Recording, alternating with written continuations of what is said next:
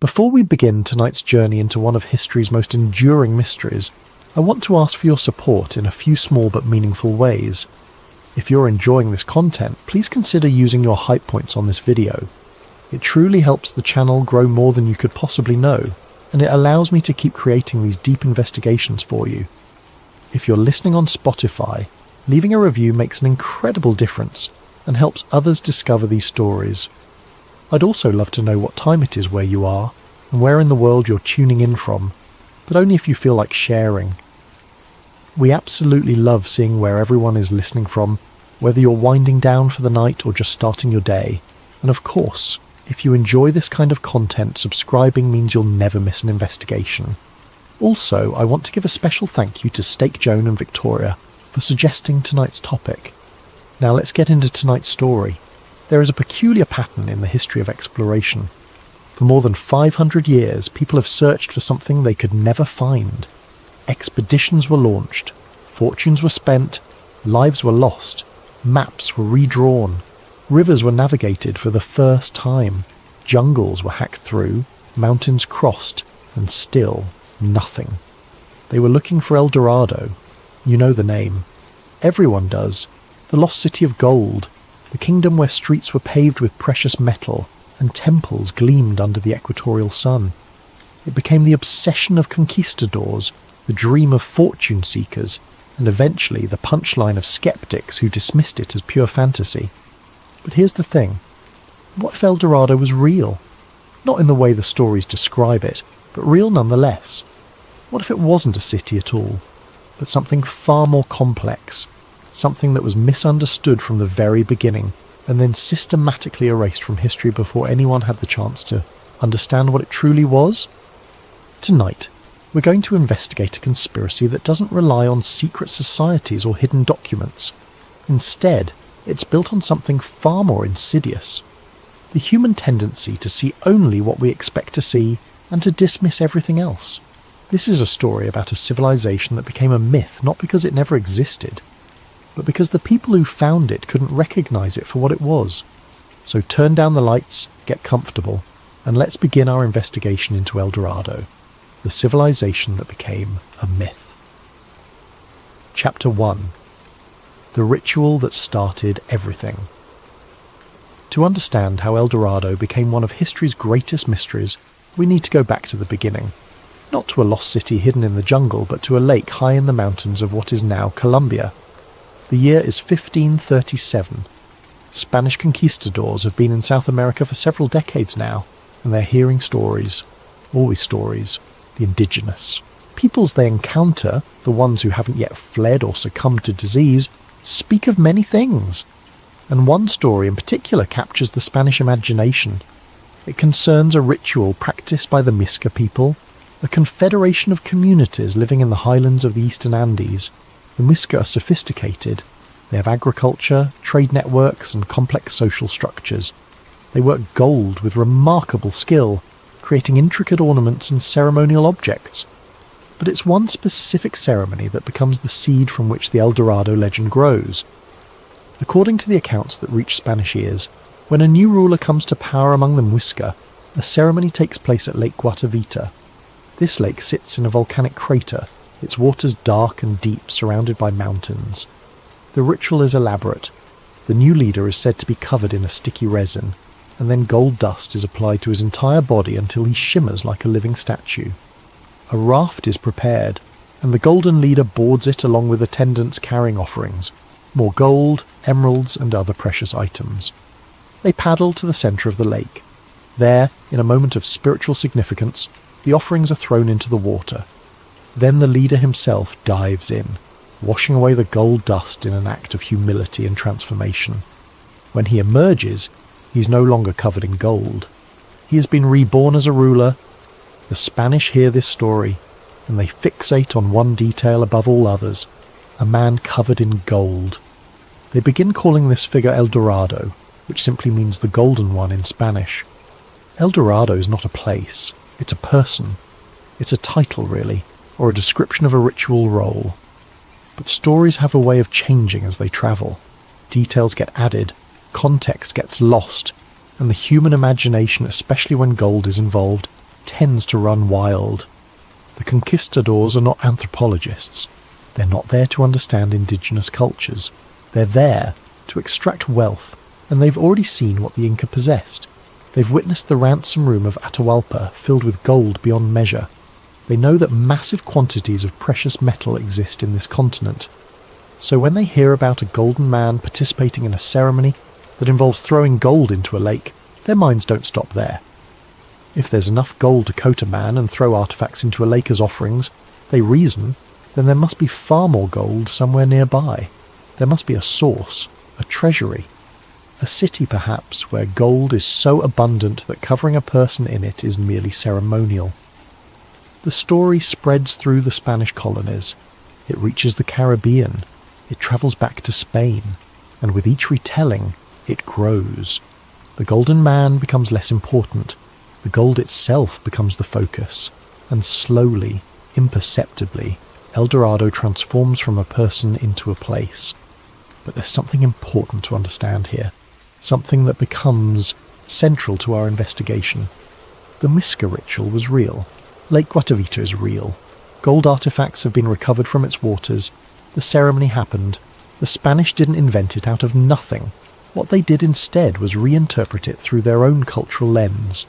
They took a spiritual practice, a ritual about transformation and humility, and saw only wealth. They took a story about a leader washing away gold to symbolize his responsibilities, and imagined a kingdom where gold was so common it could be casually discarded. This is where the conspiracy begins, not with a lie, but with a misunderstanding, not with an invention, but with a mistranslation of meaning. The Spanish heard the truth but couldn't comprehend it, so they created their own version. And that version, the one that had nothing to do with reality, became the legend that would consume centuries of exploration and countless lives. By the time the story reached Europe, El Dorado had already ceased to be what it actually was.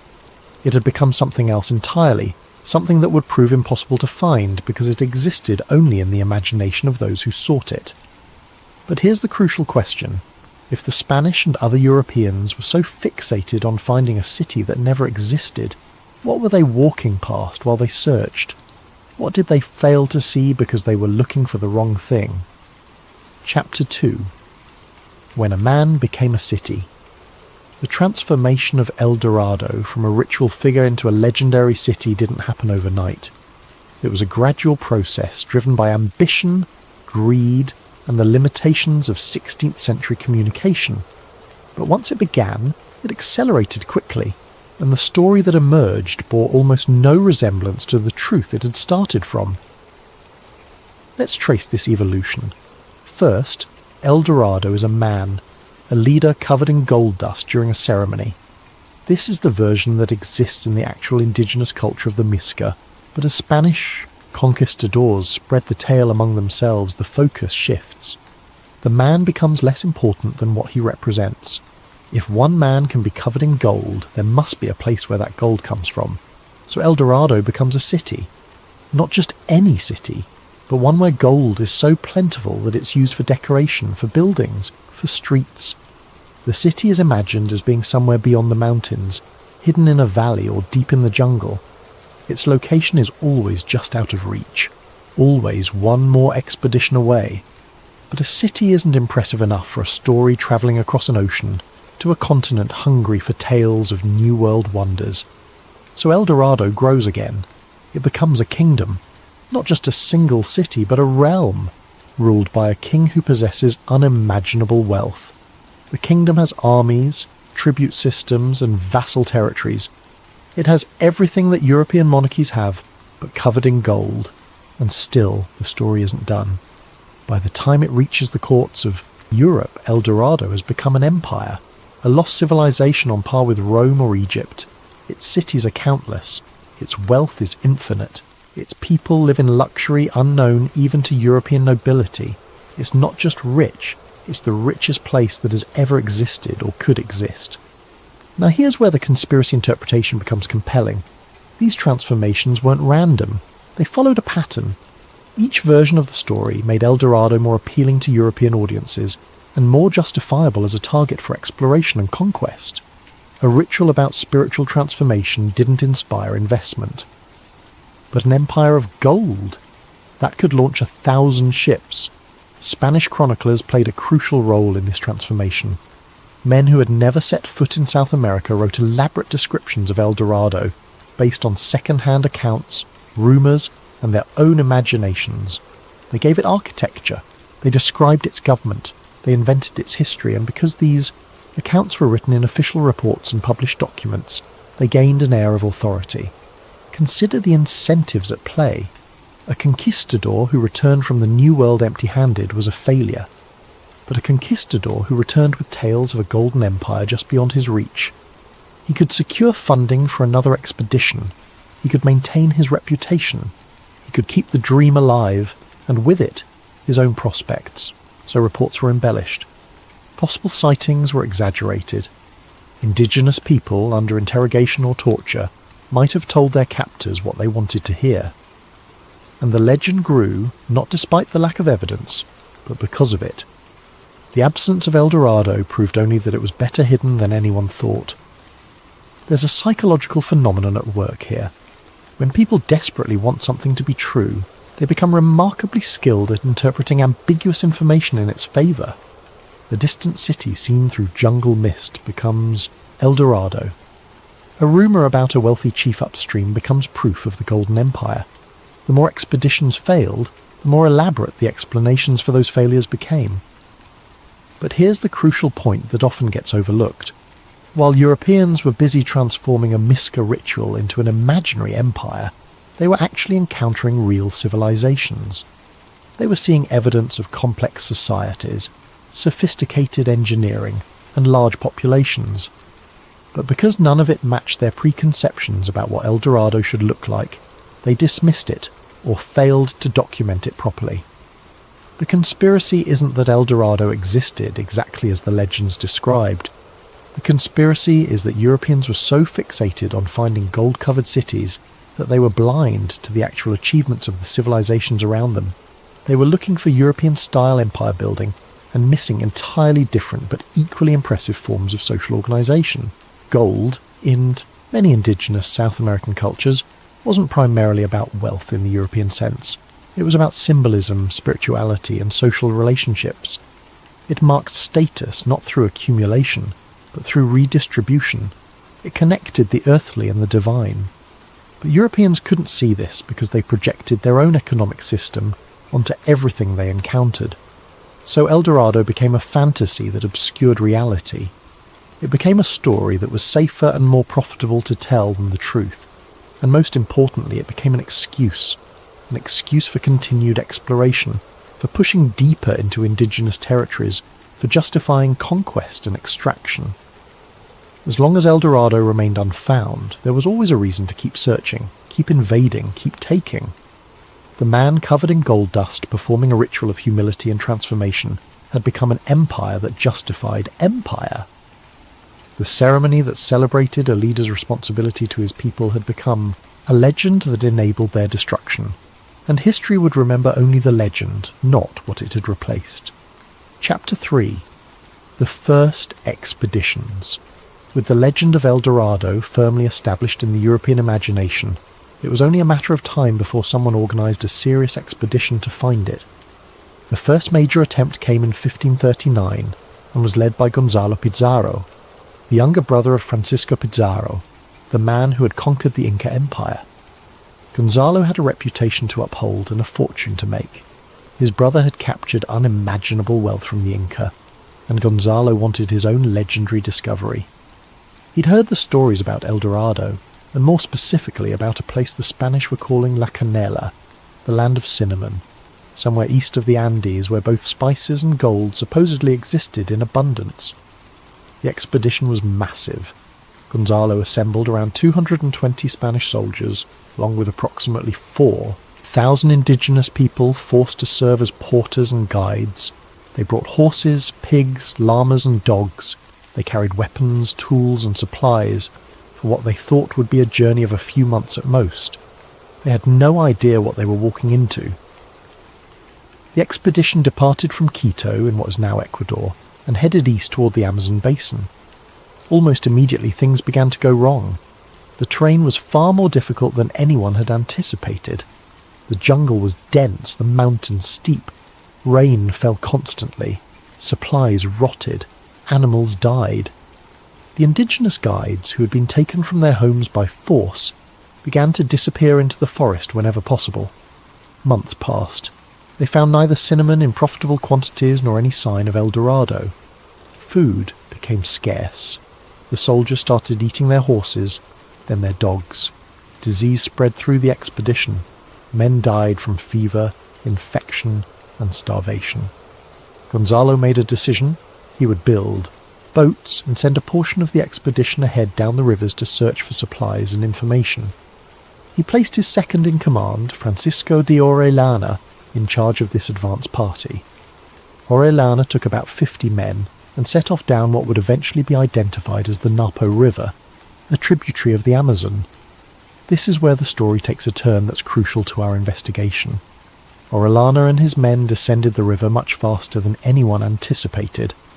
The current was strong, and once they were committed, there was no going back. They didn't find supplies, they didn't find El Dorado, but they did find something. They found that the river was enormous. It connected to an even larger river system, and along these rivers there were people, lots of people, settlements, communities, signs of agriculture and organisation. Orellana and his men were seeing a populated landscape, one that bore evidence of complexity and scale. But here's the thing. They were starving. They were desperate. They were focused entirely on survival. So while Orellana kept a journal and noted what they saw, his primary concern was finding food and making it out alive. They weren't there to study indigenous civilizations. They were there to find gold and glory. And when they didn't find those things, the details of what they actually encountered became secondary. Orellana made the decision not to return to Gonzalo. Whether this was because the current made it impossible, or because he chose to continue forward, is still debated. Regardless, he and his men continued down the river, becoming the first Europeans to navigate the Amazon from the Andes to the Atlantic Ocean. The journey took months and was filled with encounters with indigenous groups, some hostile, some curious, all of them dealing with these strange, starving foreigners in their own ways. When Orellana finally reached the Atlantic and made his way back to Spain, he told stories about what he'd seen. He described large settlements. He described organised resistance from indigenous warriors. He described a landscape that was clearly inhabited and managed. But he also included elements that seemed fantastical. He claimed to have encountered warrior women, whom he compared to the Amazons of Greek mythology. This is, in fact, how the Amazon River got its name. Here's where the conspiracy interpretation becomes relevant. Orellana's reports contained accurate observations mixed with cultural misinterpretation and embellishment. But back in Europe, readers didn't know how to sort truth from exaggeration, so the entire account became suspect. If he lied about warrior women, perhaps he lied about everything. Perhaps the large settlements were just small villages. Perhaps the organised societies were just scattered tribes. This pattern would repeat over and over. Explorers would return with reports that didn't match European expectations, and those reports would be dismissed as either lies or misunderstandings. The elements that confirmed European biases, like the existence of gold or the promise of riches just beyond reach, were accepted. The elements that challenged those biases, like evidence of complex indigenous civilizations, were ignored or downplayed. Meanwhile, Gonzalo Pizarro and what remained of his expedition were struggling to survive. After waiting for Orellana to return and eventually realizing he wasn't coming back, Gonzalo led his men back toward Quito. Of the thousands who had set out, fewer than 100 Spaniards returned. The number of indigenous people who died is unknown, but was certainly far higher. The expedition was a complete failure by its own standards. It found no El Dorado. It found no land of cinnamon. It brought back no wealth. But it did accomplish something, though no one realized it at the time. It proved that the geography east of the Andes was far more complex and inhabited than Europeans had imagined. It demonstrated that massive river systems existed, and it provided evidence, if anyone had been willing to look at it objectively, that large-scale human societies were living in what Europeans dismissed as empty jungle. But that evidence was inconvenient. It didn't fit the narrative. El Dorado was supposed to be hidden and hard to find, not living in plain sight along major waterways. So the reports were filed away, the expedition was remembered as a failure, and the search for El Dorado continued as if nothing had been learned. The pattern was set. Europeans would search for a golden city that matched their imagination and would walk right past evidence of actual civilizations, because those civilizations didn't look like what they expected. They would document their failures but not their discoveries, and history would record the legend while forgetting the reality. Chapter 4. Reports that didn't fit the narrative. As Spanish and Portuguese expeditions pushed deeper into South America throughout the 16th century, a strange pattern emerged in the written records that survive. Explorers and missionaries described things that later historians would dismiss as impossible or exaggerated. These accounts contain details about indigenous societies that didn't match the prevailing European belief that the Amazon and surrounding regions were primitive wildernesses inhabited by scattered simple tribes. Let's look at some of these reports. Father Gaspar de Carvajal, who accompanied Orellana on his Amazon journey, wrote extensively about what they encountered. He described settlements that stretched for miles along the riverbanks. He noted roads leading inland from the rivers. He observed pottery, textiles, and organised agriculture. He wrote about encountering groups of people who were clearly part of larger political structures, who communicated across distances and coordinated their responses to the Spanish intrusion. Other explorers made similar observations. They described villages connected by maintained paths. They noted canals and earthworks that suggested deliberate landscape modification. They observed fish weirs and turtle farms that indicated sophisticated resource management. They encountered chiefs who commanded authority over multiple settlements and who participated in trade networks that spanned vast distances. But here's the problem. These descriptions didn't match what Europeans expected to find. According to the prevailing wisdom, advanced civilizations required certain things: stone architecture, metallurgy for tools and weapons, draft animals, and written language. The societies along the Amazon had none of these, or at least none that the Spanish recognized. Instead, they built with wood and thatch, materials that were abundant and suited to the environment, but which left little lasting trace. They worked stone and metal for ceremonial purposes, but used wood and bone for most tools. They had no horses or oxen because South America had no native animals suitable for such purposes, and their systems of record-keeping, if they existed, weren't recognized as writing by Europeans who expected alphabets or recognizable symbols. So despite the eyewitness accounts, European academics back home began to develop a theory. The explorers, they suggested, must have been exaggerating. They were either lying to make their expedition seem more impressive, or they were confused and mistook small villages for large settlements. Perhaps the hardships of jungle travel had affected their judgment.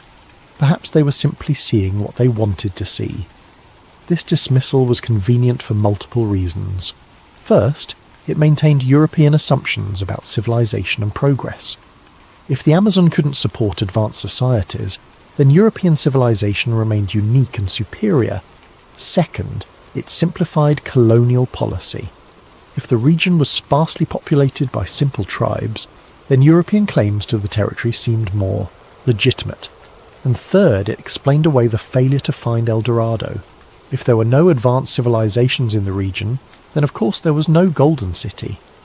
But there was another factor at play, one that's crucial to understanding how the truth became buried. By the time European scholars were writing their authoritative accounts of South America, usually decades after the initial explorations, the landscape itself was changing dramatically. Disease had arrived with the Europeans. Smallpox, measles, influenza, and other illnesses to which indigenous people had no immunity spread through the Americas like wildfire. Populations collapsed, not slowly, but catastrophically. In some regions, 90% or more of the indigenous population died within a few generations of contact. When later explorers and missionaries travelled through the Amazon in the 17th and 18th centuries, They found a very different landscape than the one the first Spanish expeditions had encountered. The large settlements were gone. The maintained roads had been reclaimed by vegetation. The agricultural systems had fallen into disuse. The elaborate earthworks were covered by jungle growth. These later observers documented what they saw. Scattered small groups living in what appeared to be an untouched wilderness, and their reports seemed to contradict the earlier accounts. So scholars made a choice. They decided the earlier reports must have been wrong, rather than considering that they might be documenting a landscape after collapse. This is where the conspiracy interpretation becomes most compelling. It wasn't that historians deliberately tried to hide the truth about Amazonian civilizations. It's that they created a narrative that fit their expectations and their ideology, and they dismissed any evidence that contradicted that narrative as unreliable. They were looking at before and after snapshots, but treating them as if they showed the same moment in time. Reports that didn't fit were filed away or reinterpreted. When Francisco de Orellana described large settlements, later scholars suggested he'd simply miscounted, or that his impression of size was distorted by fear and desperation. When missionaries wrote about complex social organisation, it was attributed to their desire to make their conversion efforts seem more impressive. When evidence of agriculture or landscape modification appeared, it was dismissed as natural formations misidentified by observers unfamiliar with tropical environments. Meanwhile, the search for El Dorado continued. Expeditions kept pushing into the interior, looking for cities that matched European architecture and obviously displayed wealth.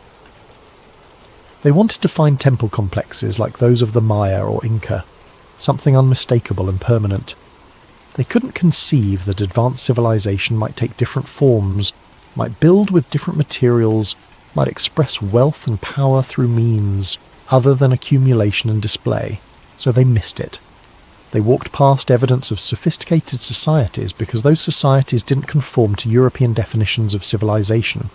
They documented earthworks, but didn't recognize them as intentional. They noted fish weirs, but didn't understand them as evidence of systematic aquaculture. They saw interconnected settlements, but described them as isolated villages. The irony is painful. Europeans were searching desperately for evidence of an advanced indigenous civilization, while simultaneously dismissing all the actual evidence of advanced indigenous civilizations they encountered. They wanted El Dorado so badly that they couldn't see the real accomplishments of the real societies around them. And when those societies collapsed under the weight of disease and disruption, the evidence literally disappeared into the jungle, and the dismissive narrative became easier to maintain. By the early 18th century, the academic consensus was clear. The early reports from the Amazon had been unreliable. The region had always been sparsely populated. The jungle was too difficult to support large-scale civilization, and El Dorado had never existed in any form. But that consensus was wrong.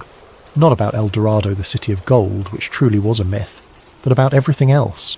The reports that didn't fit the narrative were actually the most accurate ones. They documented something real, something impressive, something that deserved to be understood and remembered. Instead, it was erased, not by deliberate conspiracy, but by cultural blindness and inconvenient timing. The truth went underground, buried beneath centuries of assumed knowledge and confident dismissal. It would take extraordinary circumstances to bring it back to light. Chapter 5: Disease and Disappearance. To understand how an entire civilization can effectively vanish from history, we need to talk about what epidemics do to human societies, especially when those epidemics arrive without warning and without mercy. The indigenous peoples of the Americas had been isolated from Eurasia and Africa for thousands of years. In that time, they'd developed their own diseases and their own immune responses to those diseases. But they had never been exposed to smallpox. They'd never encountered measles. Influenza was unknown. Typhus had never touched these shores. All of these diseases, and many others, were endemic in Europe, Africa, and Asia. People there got sick from them, certainly, and many died. But enough survived that populations maintained themselves. When these diseases arrived in the Americas, the effect was apocalyptic. The first recorded smallpox epidemic in the Caribbean occurred in 1518 or 1519, less than 30 years after Columbus's first voyage. Within a few years, it had spread to the mainland. By 1520, it had reached the Aztec Empire. By 1527, it was in South America. The disease didn't need Spanish conquistadors to spread it. It moved faster than the Europeans did. It spread through trade routes, through warfare, through the normal human interactions of interconnected societies. A single infected individual could transmit the disease to dozens of others. Those dozens would each infect dozens more before they even showed symptoms. The progression was geometric and unstoppable. Here's what makes this relevant to our investigation of El Dorado. The societies along the Amazon and throughout South America were connected. They had trade relationships, political alliances, and communication networks. These same networks that allowed them to coordinate activities and share resources also became highways for disease. The more organised and interconnected a society was, the more vulnerable it became to pandemic collapse. We have some records of what this looked like. Spanish chroniclers in other parts of the Americas described cities where bodies lay in the streets because there weren't enough living people to bury the dead. They described villages completely abandoned, with food still sitting on tables. They described finding children wandering alone because all the adults had died. And critically, they described this happening so quickly that social systems didn't have time to adapt. Now imagine what this means for a civilization that builds with perishable materials. The Muisca, who practiced the gold dust ceremony that started the El Dorado legend, built primarily with wood, thatch and adobe. Their temples, their homes, their public buildings were all constructed from materials that would decay rapidly without maintenance. Their agricultural systems required constant attention to remain productive. Their roads needed regular clearing to stay passable through the jungle. When the population collapsed, all of this stopped. Within a generation, maybe two, the physical evidence of their civilization would have become difficult to recognize.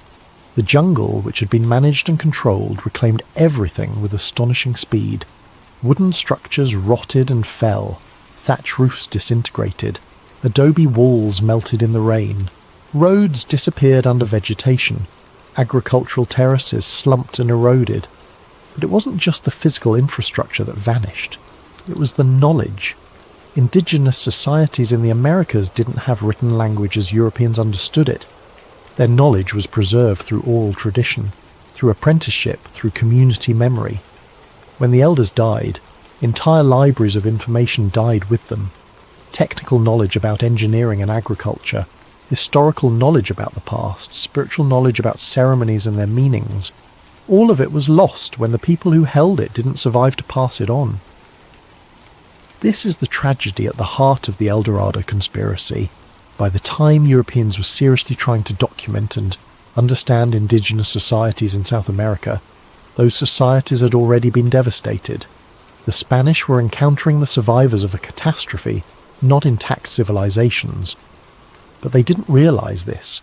They thought they were seeing these cultures in their natural state. So when missionaries and explorers in the 17th and 18th centuries travelled through regions that earlier expeditions had described as densely populated and highly organised, they found scattered survivors living in small groups. The large settlements were gone, the earthworks were overgrown, the agricultural systems had reverted to forest, and these later observers concluded that the earlier reports must have been exaggerated. They never considered that they might be looking at ruins. Why would they?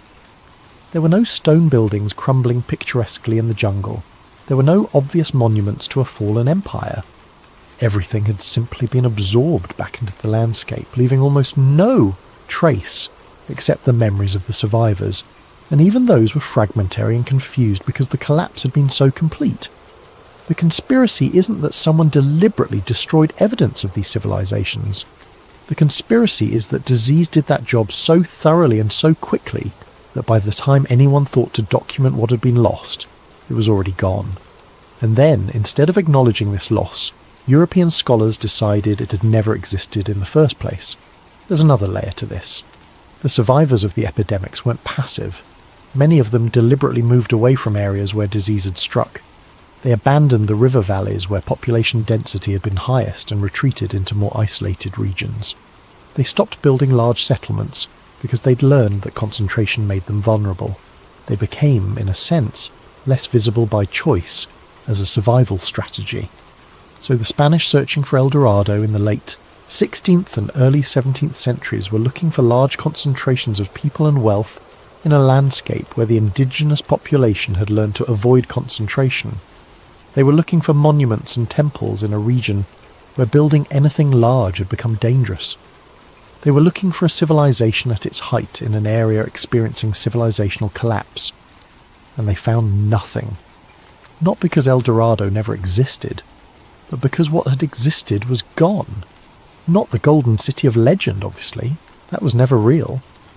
But the complex societies, the organised polities, the sophisticated systems of resource management, the evidence that would have shown them that the early reports were accurate, all of it had disappeared. The jungle keeps secrets well. Wood and thatch leave no trace. Oral traditions die with their speakers, and within a century of contact the landscape had transformed so completely that it became easy to believe it had always been empty, always been primitive, always been incapable of supporting anything as impressive as the legend suggested. The truth was buried not by conspiracy, but by catastrophe, and by the time anyone thought to look for it, the forest had grown over everything, and the only things left were stories that no one believed anymore. Chapter 6. Lake Guatavita and the Obsession with Gold. While expeditions pushed deeper into the Amazon searching for El Dorado in vain, others returned to where the legend began, Lake Guatavita, high in the mountains of Colombia, where the Muisca had performed their gilded ceremony. If there was truth to any part of the El Dorado story, the Spanish reasoned, it would be here. And if the ceremony involved throwing gold into the lake, then perhaps the lake itself held the treasure they sought. The attempts to drain Lake Guatavita represent one of the most fascinating chapters in the El Dorado obsession, because they show how completely the Spanish misunderstood what they were dealing with. They weren't wrong that gold had been deposited in the lake. They were wrong about what that meant. The first serious attempt came in 1545, just a few years after the Spanish conquest of the Muisca territories. A Spanish merchant named Hernán Pérez de Quesada, who was a relative of one of the conquistadors who had defeated the Muisca, organised an effort to lower the water level of the lake. His method was simple: cut a notch in the rim of the crater and let the water drain out. They succeeded in lowering the water level by several feet, and they did find gold. They recovered several thousand pesos worth of gold artefacts from the newly exposed shore. But it wasn't the treasure trove they'd imagined. It was ceremonial objects, offerings, exactly what the Muisca had said they would find. Small figurines, beads, ornaments, the kind of items that would be thrown into the lake as part of a ritual. This should have told them something. The gold wasn't there as stored wealth. It was there as sacrificed wealth, given up intentionally as part of a spiritual practice. The value wasn't in the metal itself, but in the act of offering it. But the Spanish couldn't think that way. To them, gold in a lake was hidden treasure, wealth that had been concealed and could be recovered. The idea that it had been deliberately given away, that its value lay in it being irretrievable, didn't make sense within their worldview. Decades passed. Other attempts were made. In 1580, Antonio de Sepúlveda got royal permission to try again. His team cut a deeper channel and lowered the water level even more substantially. They found more gold, again worth several thousand pesos, but still nothing approaching the vast wealth that legend promised. The operation cost more than it recovered, and Sepúlveda died before completing the project.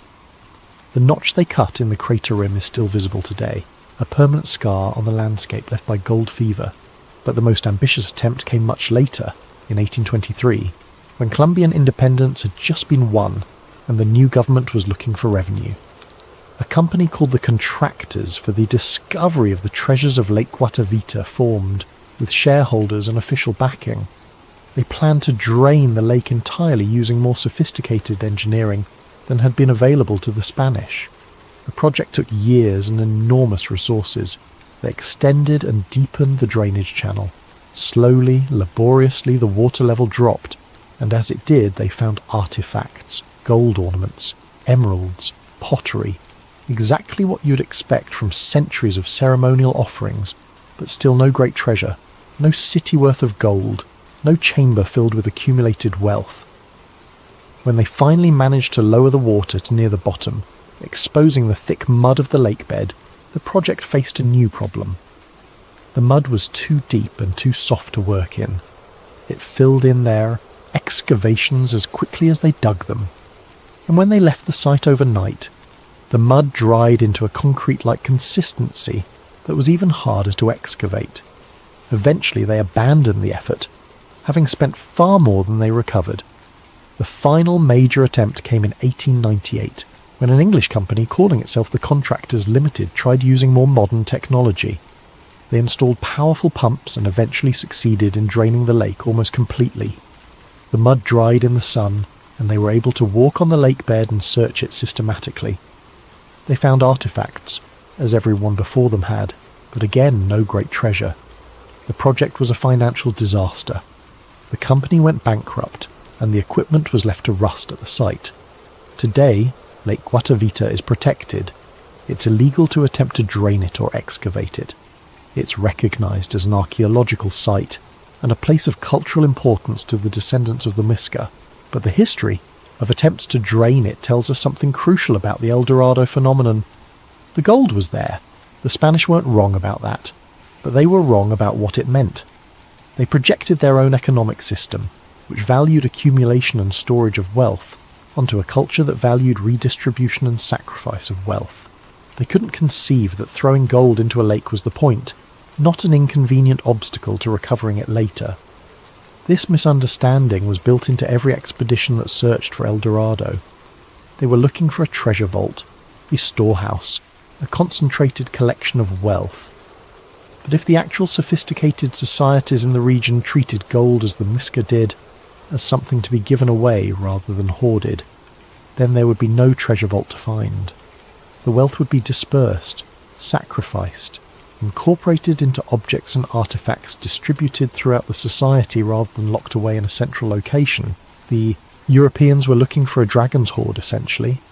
They wanted to find a single place where all the gold had been collected and stored. But that's not how these societies worked. Wealth flowed. It moved. It was given as gifts, distributed to maintain alliances, offered to the divine, displayed in ways that demonstrated the power to give things away, rather than to keep them. So every expedition that searched for concentrated treasure was doomed to fail, not because there was no gold in the region, but because the fundamental premise was wrong. They were searching for something that contradicted the entire economic and spiritual system of the cultures that had created it. And while they searched, while they drained lakes and hacked through jungles and interrogated indigenous people about where the gold was hidden, they were blind to the actual achievements around them.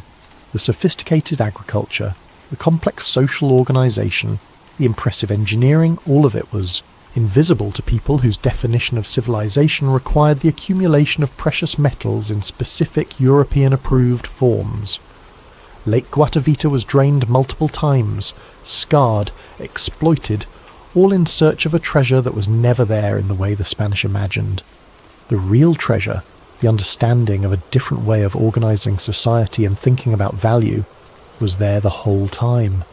But no one was looking for that. Chapter 7. The myth is officially dismissed. By the 18th century, the nature of El Dorado had changed again. It was no longer an immediate goal for conquistadors or a realistic target for expeditions.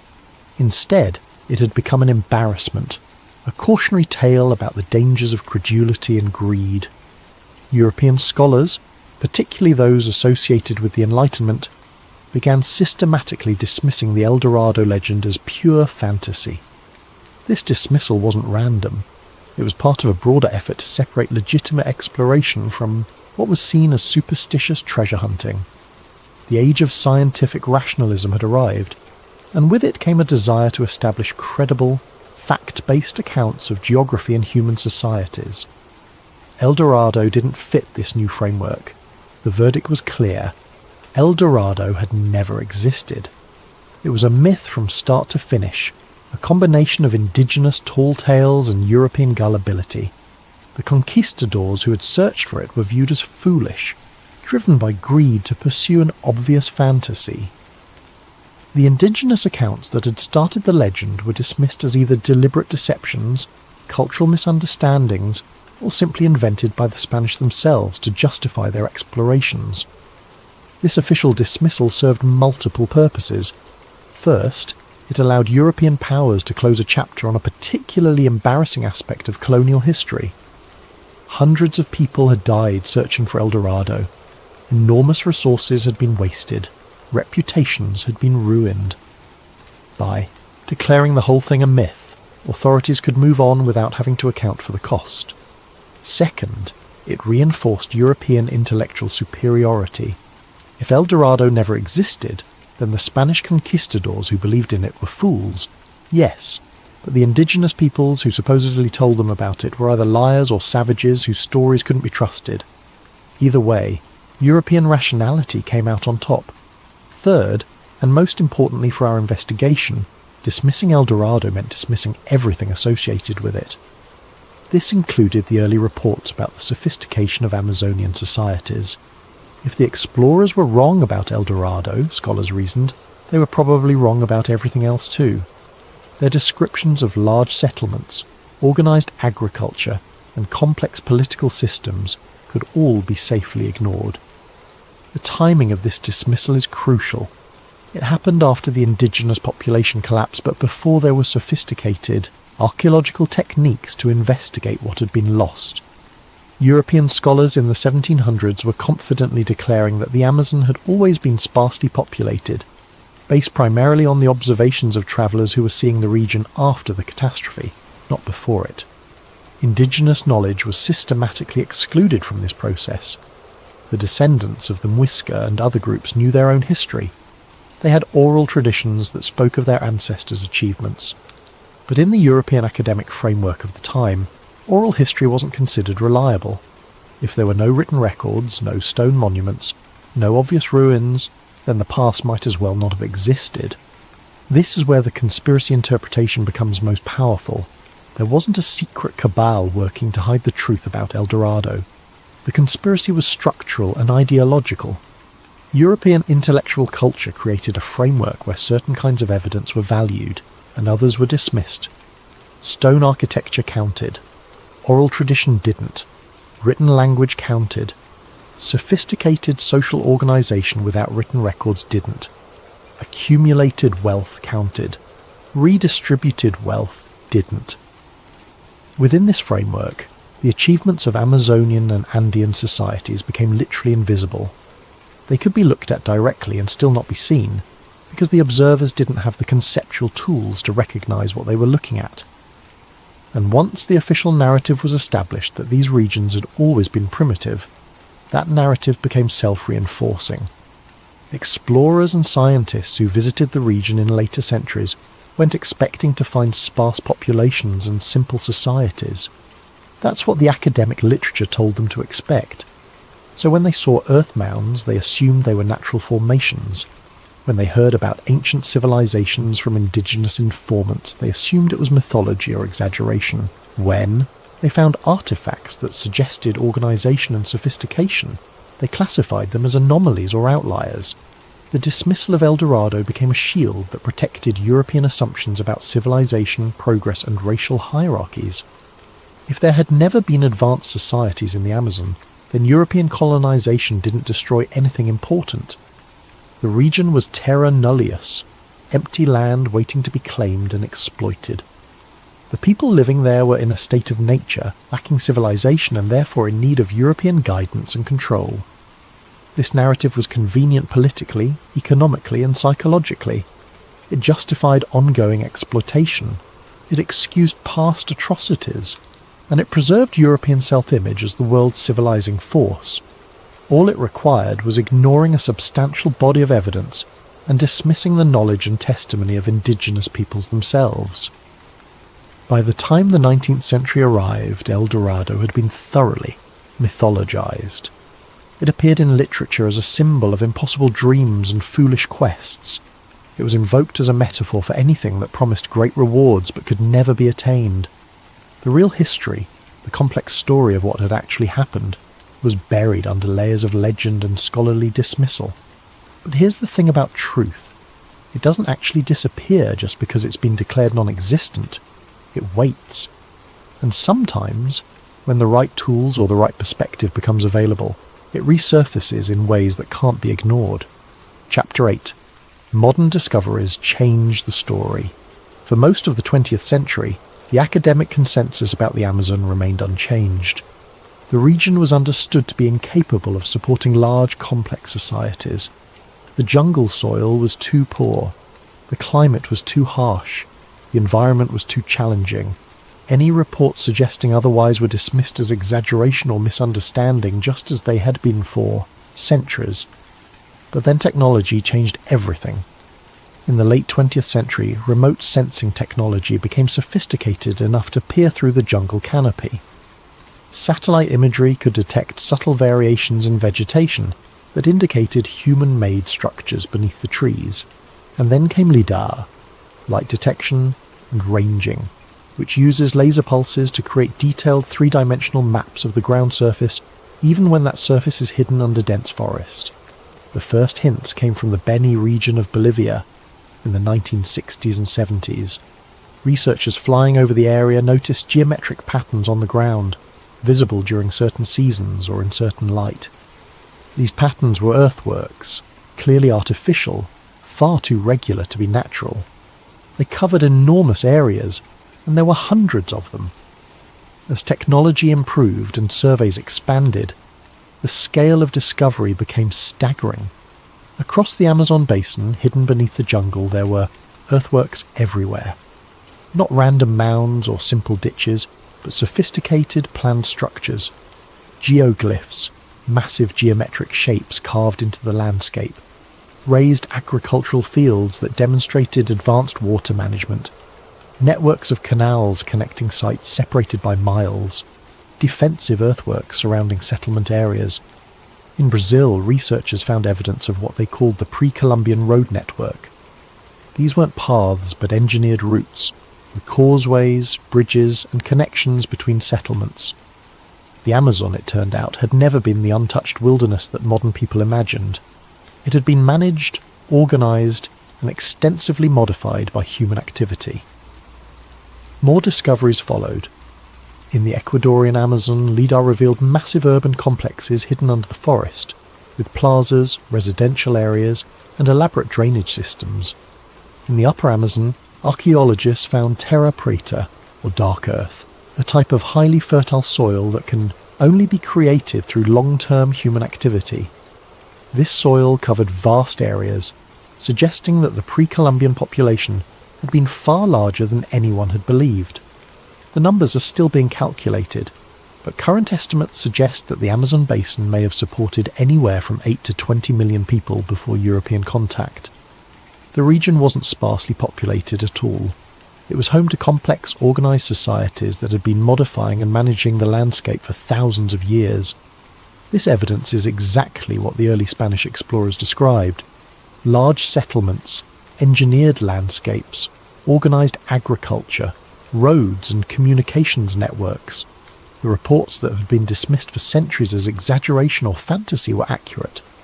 The Europeans of the 16th century, for all their limitations and biases, had seen something real. They just failed to understand what they were looking at, and their successors had chosen to dismiss their testimony, rather than investigate it further. But here's where it gets interesting for our investigation of El Dorado. Despite these discoveries fundamentally rewriting our understanding of pre-Columbian Amazonia, the connection to the El Dorado legend is rarely made explicitly.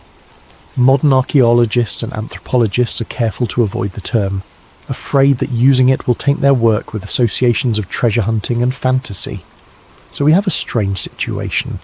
The academic community now acknowledges that the Amazon supported large, sophisticated civilizations. They acknowledge that these civilizations were far more advanced than previously believed. They acknowledge that early European accounts were more accurate than later scholars gave them credit for. But they avoid connecting this to El Dorado, even though the entire El Dorado legend began with reports about these very civilizations. This avoidance is understandable on one level. El Dorado is associated with gold, with treasure, with fantasy. Modern archaeology wants to focus on social organisation, environmental adaptation, and cultural achievement. Bringing up El Dorado risks having serious research dismissed as treasure hunting. But from a conspiracy theory perspective, this avoidance continues the pattern of erasure that we've been tracing throughout this investigation. El Dorado has become such a loaded term that even when evidence emerges that vindicates aspects of the legend, we can't acknowledge it because the label itself has been poisoned by centuries of misuse and dismissal. The civilization that started the El Dorado legend, the Muisca, were real. They were sophisticated. They had complex social organisation, extensive trade networks, and impressive engineering skills. The ceremony that became the El Dorado legend was real. Lake Guatavita contains gold offerings from centuries of ritual practice.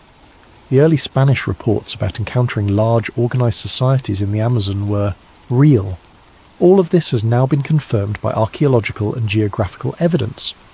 But we still can't call it El Dorado. We have to use other terms: pre-Columbian Amazonian civilizations, earthwork cultures, managed forests. Anything but the name that's been associated with the story from the beginning. This linguistic dance is itself a form of conspiracy, not in the sense of deliberate concealment, but in the sense of avoiding uncomfortable truths. The uncomfortable truth is that European civilization destroyed something it didn't understand, dismissed the evidence of what it had destroyed, and then spent centuries insisting that there had never been anything there to destroy in the first place. Acknowledging the connection to El Dorado means acknowledging all of that. The modern discoveries don't show us a city of gold. They never could, because that city never existed. But they do show us what was really there. A civilization, more accurately a collection of civilizations, that had developed sophisticated ways of living in and with the Amazonian environment. They show us that the early reports, the ones dismissed as fantasy, were describing something real. El Dorado was never found because people were looking for the wrong thing. They wanted a European-style city, built of stone, hoarding wealth in vaults. What actually existed was something more diffuse, more adapted to its environment, more alien to European expectations, and when disease destroyed it and the jungle reclaimed it, it left behind evidence that would only become visible centuries later, when technology finally allowed us to see through the trees. Chapter 9. Reframing the Legend. So let's talk about what El Dorado actually was. Not the legend, not the fantasy of conquistadors, but the reality that spawned the legend and then vanished before anyone could properly document it. El Dorado was never a city of gold. This much should be clear by now. The gold-covered architecture, the streets, paved with precious metal, the temples gleaming in the sun, all of that was European imagination projected onto indigenous ritual and material culture. The Muisca covered their leader in gold dust for a ceremony, and Europeans transformed that into an entire civilization defined by the precious metal. But here's what El Dorado was. It was a civilization of scale and sophistication that didn't match European templates for what civilization should look like. It was, more accurately, many civilizations, many societies with different organizations and different ways of adapting to the challenging Amazonian environment. And because these civilizations expressed their achievements in ways Europeans didn't recognize, they became invisible even when people were looking directly at them. Consider what we now know about the pre-Columbian Amazon. The earthworks and geoglyphs demonstrate advanced understanding of geometry and large-scale planning. They required organized labor forces, which in turn required social structures capable of coordinating that labor. The raised field agriculture shows sophisticated water management and soil engineering. The networks of settlements connected by roads and causeways indicate not just local organisation but regional political structures. These civilizations had developed ways of making the Amazon productive. They'd created artificial soils that remained fertile in an environment where natural soil is quickly depleted. They'd managed forests in ways that increased useful plant species without destroying the forest ecosystem. They'd built their settlements to work with seasonal flooding rather than fighting against it. None of this was primitive or simple. It was sophisticated adaptation to a specific environment. But it didn't look like European civilization. There were no stone cathedrals, no fortified castles, no accumulated treasuries. Most structures were built from materials that decay, because those materials were abundant and appropriate. Wealth circulated rather than accumulating, because social power came from the ability to give gifts and support dependents, not from hoarding resources. Political organisation was more flexible and distributed than European monarchies. From a European perspective in the 16th century, this didn't register as civilization at all. Civilization required permanence, they thought. It required monumental architecture that would last for generations. It required written records. It required accumulated wealth stored in treasuries. Civilization was supposed to look like Rome or Athens or Madrid. What they encountered in the Americas was different. Not less sophisticated, not primitive, just different. Built on different premises, adapted to different environments, expressing power and knowledge through different means. And because it was different, it was invisible to people who could only recognize one form of civilization. This is the core of the El Dorado conspiracy. The legend was generated by European misunderstanding of indigenous culture, particularly the misinterpretation of symbolic gold use as evidence of accumulated wealth.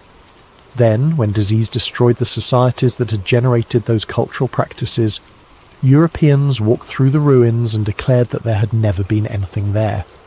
The evidence disappeared, and rather than acknowledge that they were seeing the aftermath of catastrophe, later observers decided the earlier reports must have been fantasies. The civilization was there, it was real, it was sophisticated, but it expressed its sophistication through ecological management, through social organisation, through rituals and traditions that left few traces after population collapse. The gold that obsessed the Spanish was never the point. It was a marker of something else, something Europeans couldn't see because they were blinded by the glitter. Let's think about what the Muisca gold ceremony actually represented. Leader covered in gold dust standing on a raft, throwing gold into a lake before washing himself clean.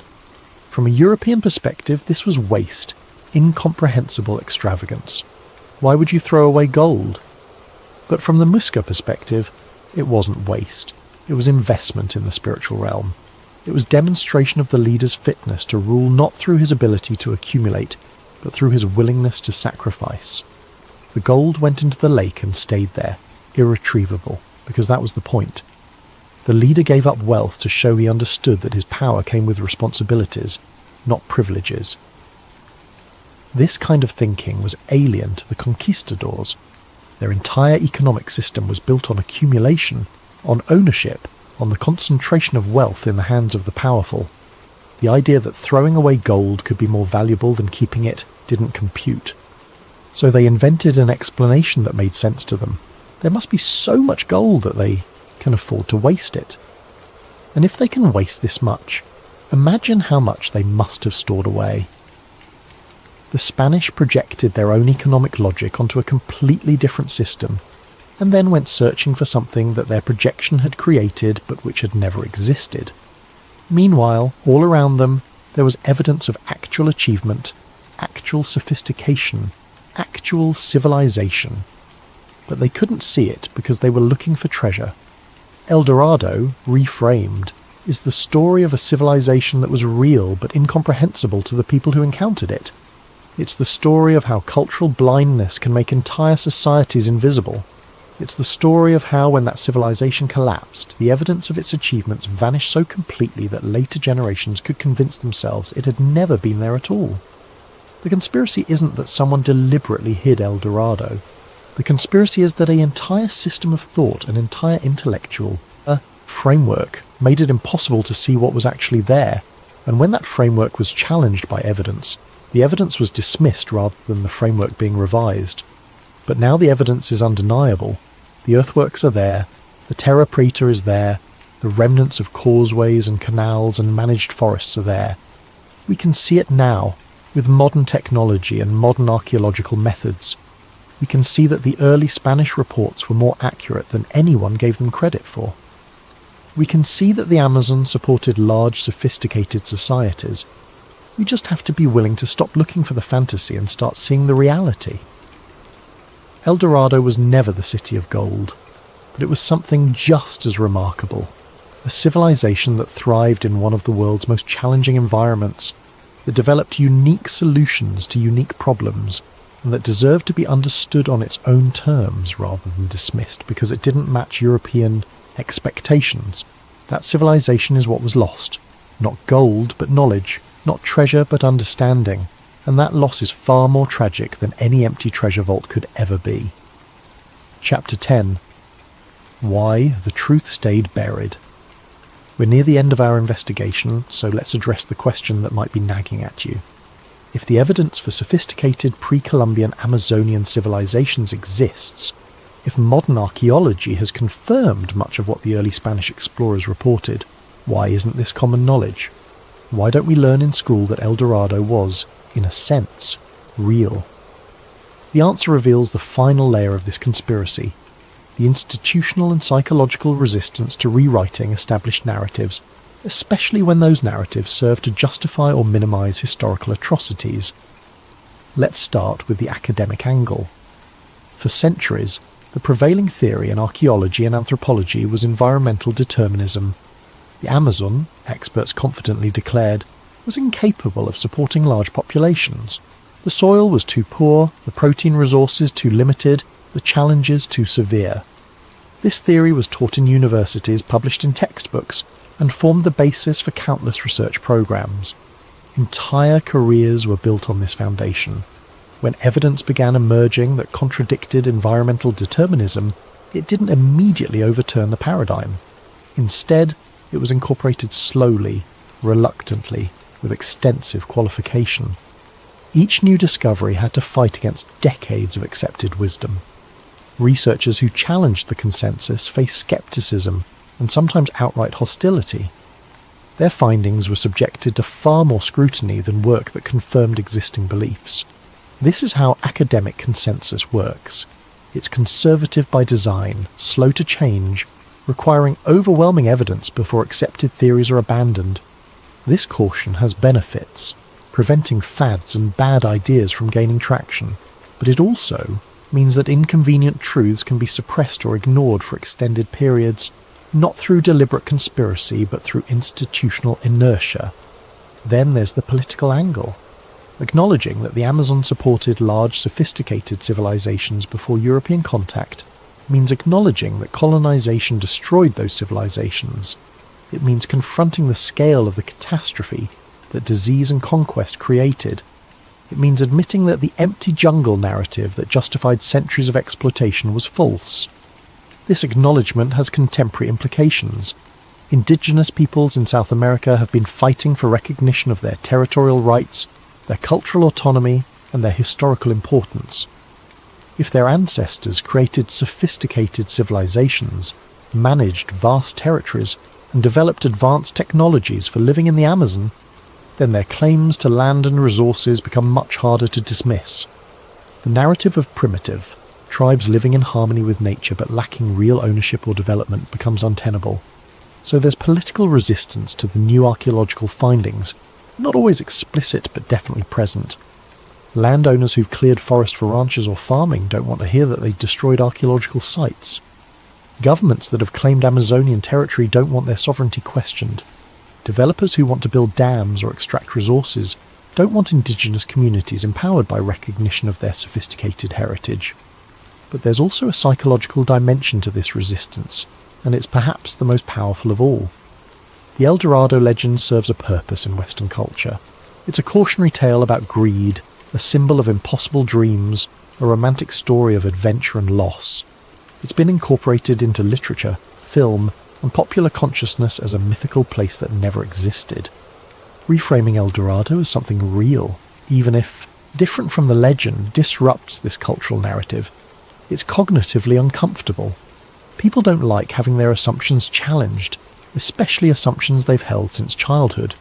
The idea that the Amazon was always a pristine wilderness is deeply embedded in environmental movements, in romantic notions about untouched nature, in Western ideas about what indigenous people should be like. Sophisticated civilizations that modified their environment don't fit this romantic narrative. They complicate the story. Indigenous peoples are supposed to live in harmony with nature, leaving no trace, existing as part of the ecosystem rather than shapers of it. The evidence that pre-Columbian Amazonians actually created forests, engineered soils, and modified landscapes on a massive scale challenges Western preconceptions about both indigenous people and human-nature relationships. There's also the uncomfortable fact that acknowledging El Dorado means acknowledging European failure. Not just the failure to find the legendary city, but the failure to understand what they were looking at, the failure to document it properly, and the catastrophic failure that led to its destruction through disease. European civilization, which prides itself on scientific observation and rational analysis, missed one of the great civilizations of human history because it was too busy looking for gold to notice anything else. This is why the truth stayed buried. Not because of a deliberate cover-up, but because confronting it would require changing textbooks, revising established theories, acknowledging historical crimes, empowering marginalized communities, and fundamentally rethinking assumptions about civilization, progress, and history. That's a lot of work, and it's work that threatens entrenched interests and comfortable narratives. The jungle, meanwhile, keeps its secrets. The earthworks are still mostly covered by forest. The causeways are still obscured by vegetation. The evidence exists, but it's not visible to casual observers. You need technology to see it, you need training to interpret it, and you need funding to study it properly. And all of those resources are controlled by institutions that have their own inertia, their own biases, their own reasons for moving slowly. But the truth is emerging anyway. Paper by paper, discovery by discovery, the evidence accumulates. The consensus is shifting, though slowly. Textbooks are being revised, though not as fast as they should be. The story is changing. El Dorado, the real El Dorado, the civilization that sparked the legend, is being recovered. Not as a city of gold, but as something more interesting. A complex, sophisticated society that adapted successfully to one of Earth's most challenging environments. A society that was destroyed before it could be properly understood, erased from history before anyone realized what was being lost, and then dismissed as myth because acknowledging its reality was too inconvenient.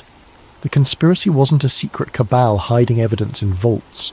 The conspiracy was systemic, ideological, built into the very structures of thought that determined what counted as evidence and what deserved attention. It was the conspiracy of assumptions, of preconceptions, of convenient narratives that served the powerful and diminished the powerless. And now, centuries later, the truth is finally forcing its way back into light. Not completely, not universally, but inexorably. The jungle is giving up its secrets. The evidence is mounting, the narrative is changing. El Dorado was never found because no one knew how to see it, but we're learning. Slowly, we're learning. Epilogue. The city that became a story. We've reached the end of our investigation into El Dorado, and it's time to step back and look at what we've uncovered. The legend began with truth, a ritual practiced by the Miska, involving a leader covered in gold dust. This ceremony was real, witnessed, documented. But from that kernel of truth grew a fantasy that consumed centuries of European exploration and countless lives. El Dorado transformed as it travelled, becoming larger, more golden, more impossible with each retelling. It became an obsession, a driving force behind expeditions that mapped rivers, crossed mountains and documented a continent, even as they failed to find what they sought. The irony is cutting. While searching desperately for a fictional golden city, Europeans walked past, through and over evidence of real civilizations that deserve documentation and understanding. We've seen how disease arrived faster than documentation, how entire societies collapsed before they could be properly recorded. We've seen how the Spanish fixation on gold blinded them to the sophisticated social organization, environmental management, and cultural achievements around them. We've seen how later scholars dismissed early reports rather than investigating why those reports described a landscape so different from what later observers found. We've seen how the Amazon, which Europeans imagined as empty wilderness, was actually a managed landscape, home to millions of people who had developed unique ways of living in and with their environment. We've seen how these civilizations built with materials that don't last, organised in ways that didn't match European templates, and expressed power through redistribution rather than accumulation. And we've seen how modern technology is finally revealing what was there all along. Earthworks, causeways, managed forests, engineered soils, the physical evidence of societies that were sophisticated and successful until disease destroyed them. The conspiracy we've been investigating isn't simple. There's no smoking gun, no hidden document proving deliberate suppression. Instead, it's the conspiracy of cultural blindness, of convenient dismissal, of narratives that serve power by erasing inconvenient truths. It's the conspiracy of assuming that civilization can only look one way, that progress follows one path, that cultures different from our own must be primitive. El Dorado was not lost because it was never there. It was lost because no one knew how to see it. The golden city that conquistadors sought existed only in their imaginations, but the civilization that inspired the legend was real. It thrived for centuries before contact. It managed to live successfully in an environment that Europeans considered hostile and impossible, and then it vanished, destroyed by disease and dismissed by history. The real tragedy of El Dorado isn't that Spanish explorers wasted their lives searching for gold. The real tragedy is that while they searched, they destroyed what they couldn't recognize and dismissed what they couldn't understand. The tragedy is that we're only now, centuries later, beginning to piece together what was lost, using technology to see through the jungle canopy and recover evidence of civilizations that should never have been forgotten. So when you hear the name El Dorado, remember that it's not just a legend about greed and impossible dreams. It's a reminder of how easy it is to miss what's right in front of us when we're looking for something else. It's a cautionary tale about the danger of assumptions, about the harm caused by seeing the world only through our own cultural lens. The city of gold never existed, but the civilization that became a story, that was real. And perhaps finally we're ready to see it for what it was. Sometimes history does not erase the past, it mislabels it, and sometimes, if we're lucky, we get the chance to correct that mistake. Thank you for joining me on this investigation into El Dorado, the civilization that became a myth. If you found this compelling, if you want to support more deep dives into mysteries and conspiracies like this one, please use your hype points on the video. Leave a review on Spotify if you're listening. There. And let me know in the comments what time it is where you are and where in the world you're tuning in from. I love hearing from all of you, no matter where you are or when you're listening.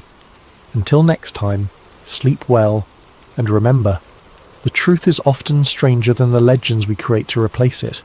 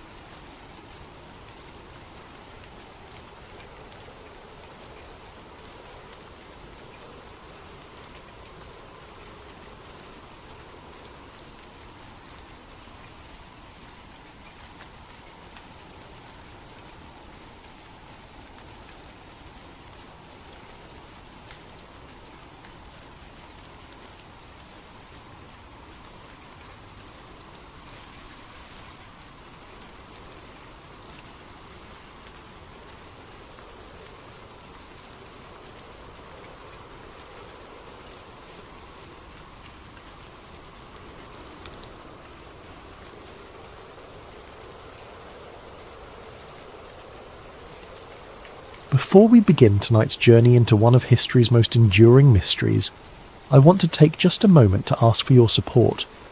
If you're enjoying this content, using your hype points on this video helps the channel more than you could possibly know. For those listening on Spotify, leaving a review makes an incredible difference in helping others discover these stories. And if you feel like it, drop a comment letting us know what time it is where you are and where in the world you're tuning in from. We absolutely love seeing our community spread across the globe. If this is your first time here and you enjoy what you hear, consider subscribing. It means everything, and a huge thank you to Dogface680 for the continued support. Your engagement keeps this channel going. Now, let's dim the lights and step into a mystery that spans centuries. A name that should not reappear. There exists in the margins of recorded history a pattern that refuses explanation. Across 3 centuries, through revolutions and upheavals, amid the rise and fall of empires, the same name appears, the same face, the same voice, the same man, not a descendant, not a successor bearing a family title, the same individual. This is not legend passed through village storytelling.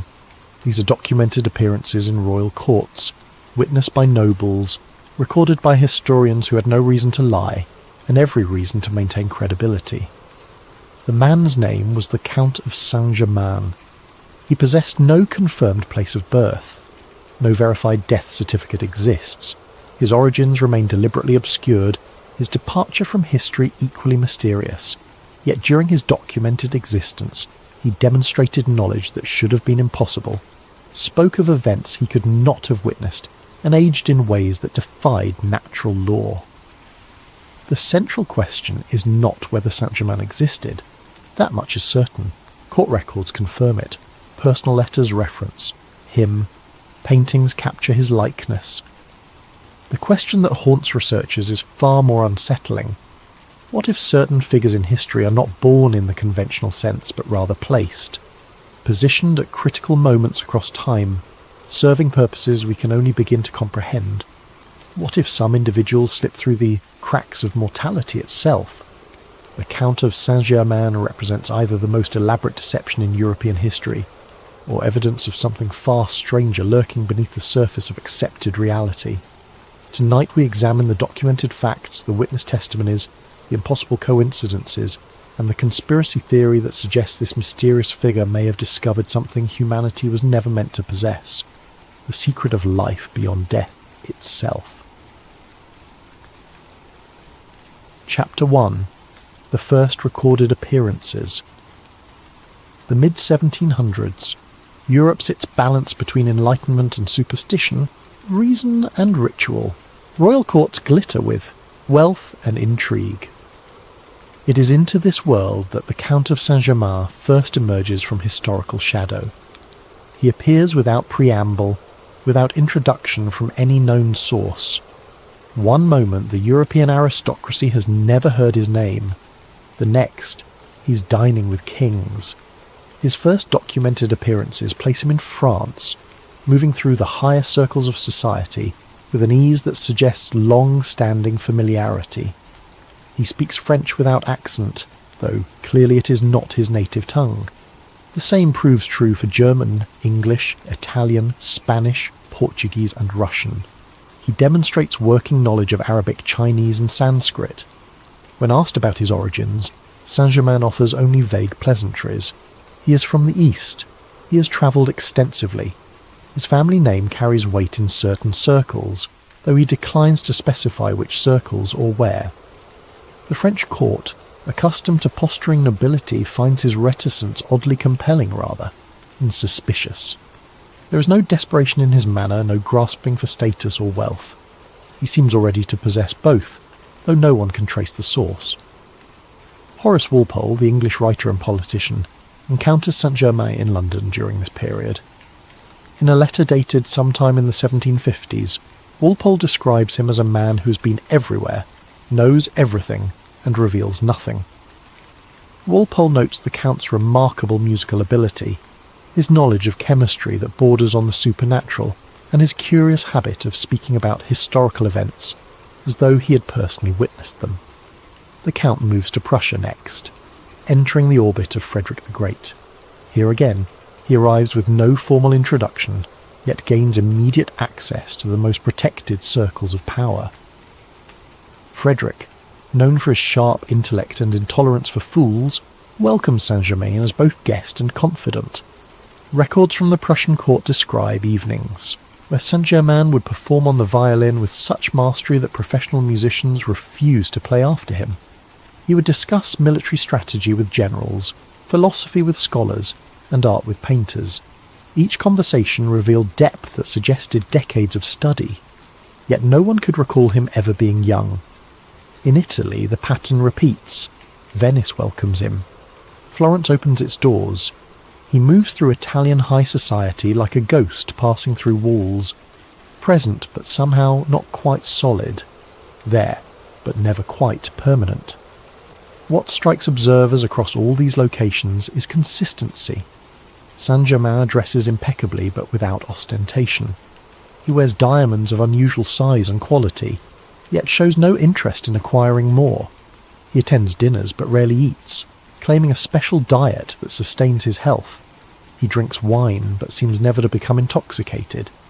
His manners reflect perfect aristocratic training, yet carry none of the regional quirks that typically mark a nobleman's upbringing. It is as though he learned courtly behaviour from a universal handbook, rather than through childhood immersion in any particular culture. Most significantly, he demonstrates knowledge that should not exist in a single human lifetime. He speaks casually about the court of Francis I, who died 2 centuries earlier.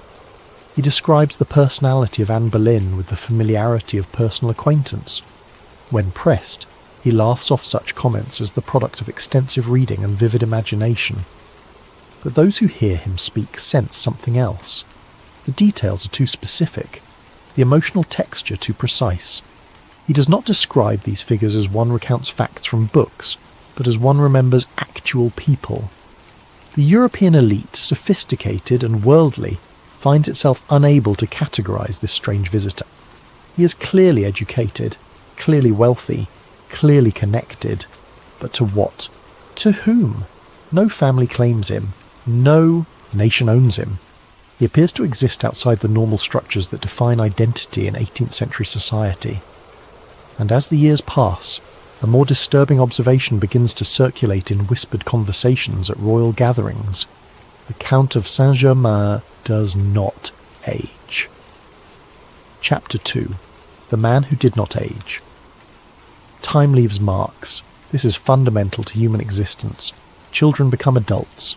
Adults accumulate lines around their eyes. Hair greys, posture stoops. The body records the passage of years with merciless precision. Except, witnesses insist, in the case of the Count of Saint-Germain. The first whispers emerge perhaps a decade into his documented presence in European society. Nobles who met him in 1750 encounter him again in 1765 and privately remark on his unchanged appearance. Same smooth skin, same dark hair without trace of grey, same upright bearing and energetic movement. One might dismiss a single such observation.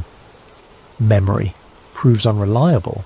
People often look younger than their years, but as more time passes, the observations multiply and become harder to rationalise. A marquise in the French court keeps a detailed diary throughout the 1760s and 70s. In one entry, she recounts a conversation where she mentioned having met Saint-Germain at a gathering hosted by her mother decades earlier, when the marquise herself was a child. She had been perhaps 8 years old at the time. Saint-Germain had looked, she estimated, to be in his mid-40s then. 40 years later, standing before her at another royal function, he appeared exactly the same. Still in apparent middle age, still possessing the vitality of a man in the prime of life. When she raised this observation, Saint-Germain smiled and suggested that perhaps she remembered incorrectly, or perhaps he had a relative who resembled him. The marquise noted in her diary that his explanation satisfied no one who'd been listening to the exchange. Similar accounts emerge from other sources. A Venetian merchant records meeting Saint-Germain in 1755, and again in 1770. The merchant specifically notes the Count's unchanging face. writing that while he himself had grown old and weathered by trade and travel, his companion from 15 years prior showed no such deterioration. Even more striking are the accounts of Saint-Germain's own casual references to the distant past. He does not make these statements as grand claims or attempts to impress. Rather, they slip out in conversation, almost by accident. A musician recalls Saint-Germain critiquing a performance by comparing it to a concert given by a famous composer who had died over a century before. When asked how he could possibly know about such a performance, Saint-Germain paused, seemed momentarily unsettled, then recovered and attributed the knowledge to family stories passed down through generations. But the specificity suggested something else. He described the acoustics of the hall, the clothing of the audience, the particular mistakes the performer made in the third movement. These were not details preserved in family legend. A scholar of languages engaged Saint-Germain in discussion about the evolution of French pronunciation. Saint-Germain, again seemingly without thinking, corrected the scholar's assumptions by providing examples of how certain words were actually spoken in the court of Louis XIV. When the scholar pointed out that no reliable phonetic records existed from that period, Saint-Germain simply smiled and changed the subject. The conspiracy theory begins to take shape not through grand revelations but through accumulated small impossibilities. No single incident proves anything. Each observation can be explained away individually. Misremembering, exaggeration, confusion, family resemblance, extensive research combined with vivid imagination. But together these accounts sketch a picture that resists conventional explanation. They describe a man who exists outside the normal flow of time, who has somehow found a way to step sideways through history, while the rest of humanity marches forward toward inevitable decay. By the 1770s, Saint-Germain's apparent agelessness has become the subject of polite speculation among the aristocracy. No one accuses him directly. European manners forbid such directness, but the whispers persist. Some suggest he has discovered an alchemical secret. Others propose he possesses a rare medical condition that preserves youth. A few, usually after significant amounts of wine, wonder aloud if he might be something other than human entirely. Saint-Germain himself seems unbothered by the speculation. He continues attending functions, engaging in conversation, pursuing his mysterious projects. If he knows that half of Europe is quietly questioning his nature, he shows no concern. Perhaps because he has already survived similar scrutiny for far longer than anyone suspects. Perhaps because he knows that suspicion without proof is merely gossip, and gossip without evidence eventually fades. Or perhaps because he understands something about human nature that his observers do not, that people will ultimately choose a comfortable lie over an uncomfortable truth, and the truth of his existence is far too uncomfortable for 18th century minds to accept. The question persists across decades. Was the Count of Saint-Germain simply a skilled deceiver trading on resemblance and research? Or was something much stranger walking among the crowned heads of Europe, hiding in plain sight behind a veil of charm and careful evasion? The evidence, such as it is, leans disturbingly toward the latter. Chapter 3: Alchemy and Forbidden Knowledge. In an age caught between the last flames of mysticism and the rising light of rational science, alchemy occupied a peculiar position. Publicly mocked by Enlightenment thinkers as medieval superstition, it was simultaneously pursued with deadly seriousness behind closed doors by some of the wealthiest and most powerful individuals in Europe. The Count of Saint-Germain positioned himself at this exact intersection of dismissed magic and hidden practice. His knowledge of chemistry was undeniable and documented. He could discuss metallurgy with master craftsmen and reveal techniques they had never encountered. He understood the properties of minerals and gems with precision that suggested either extensive study or hands-on experience spanning decades. Most famously, he claimed the ability to remove flaws from diamonds. This was not merely impressive in terms of value. The technical process would require understanding crystalline structure at a level not formally achieved by science for another century. Yet multiple witnesses reported seeing Saint-Germain take flawed stones and return them days or weeks later visibly improved. Countess von Georgi, a wealthy collector of precious gems, recorded her own experience with Saint-Germain's abilities. She possessed a diamond of significant size, but marred by visible inclusions that reduced its worth substantially. Saint-Germain examined it briefly, then asked if she would trust him with it for 3 weeks. She agreed, though she admitted later to some nervousness about releasing such a valuable item to someone whose permanent residence remained unknown. He returned the stone exactly 21 days later. The inclusions had vanished. The diamond's clarity had improved from what modern gemologists would classify as heavily included to nearly flawless. The Countess had the stone examined by 3 separate jewellers, all of whom confirmed the change but could not explain it. When asked about his method, Saint-Germain would only say that certain processes, applied with patience and precision, could encourage crystalline structures to reorganize themselves. He made it sound simple, even natural. None of the jewellers who examined the result could replicate it. This was far from his only demonstration of unusual knowledge. He prepared dyes and pigments that painters insisted produced colours more vibrant and longer lasting than any they had previously used. He created cosmetics that noblewomen swore had genuine restorative properties for aging skin. He mixed medicines that, according to those who consumed them, produced effects beyond what herbal remedies typically achieved. None of this proved supernatural ability. A brilliant chemist with access to resources and time could potentially achieve similar results. But the breadth of Saint-Germain's knowledge suggested something beyond individual genius. It suggested accumulated experience. The conspiracy theory proposes that what Saint-Germain demonstrated were not party tricks or fortunate experiments, but rather the refined techniques of someone who had spent not decades but centuries perfecting these processes. Someone who had witnessed the evolution of chemistry from its ancient origins through medieval alchemy and into early modern science. Someone who understood that what later ages would dismiss as magic was simply chemistry, practiced before the formal vocabulary existed to describe it. Consider the implications. If Saint-Germain had genuinely discovered a method to extend human life far beyond natural limits, what else might he have discovered? What other secrets might centuries of continuous existence have allowed him to uncover? The alchemical texts of earlier ages spoke of transmutation, not just lead into gold, though that captured popular imagination, but fundamental transformation of base elements into refined ones. Most significantly, they spoke of the philosopher's stone, a substance that supposedly granted its possessor both unlimited wealth and unlimited life. Saint-Germain never claimed to possess such an object, but he never quite denied it either. When asked directly about alchemical secrets, he would typically deflect with humour. He might say that if he possessed unlimited wealth, surely he would dress more extravagantly. If he had discovered immortality, would he waste it attending dinner parties? But those listening carefully noticed he never said these things were impossible, only that if he possessed them, he would presumably behave differently than he did.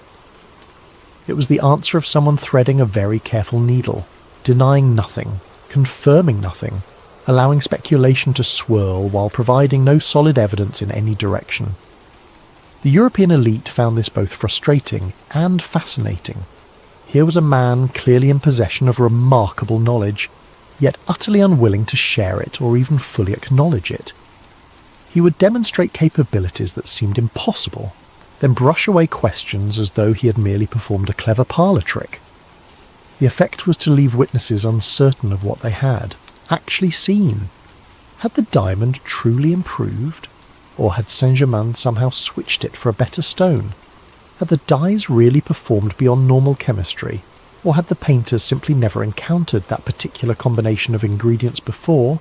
The uncertainty served Saint-Germain well. It kept him interesting without making him threatening. European society could accept a mysterious genius with unusual skills. It could not accept an immortal alchemist who had violated the fundamental laws of nature, so the theory remained whispered rather than spoken.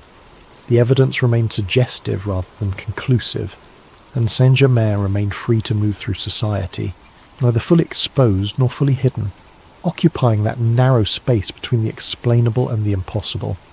But the question lingered then and lingers still. What had this man actually discovered?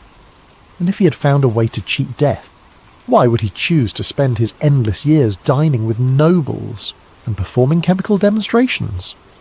Unless, of course, he had other purposes, hidden agendas that required proximity to power and access to information, objectives that would only become clear when viewed across the span of centuries rather than years.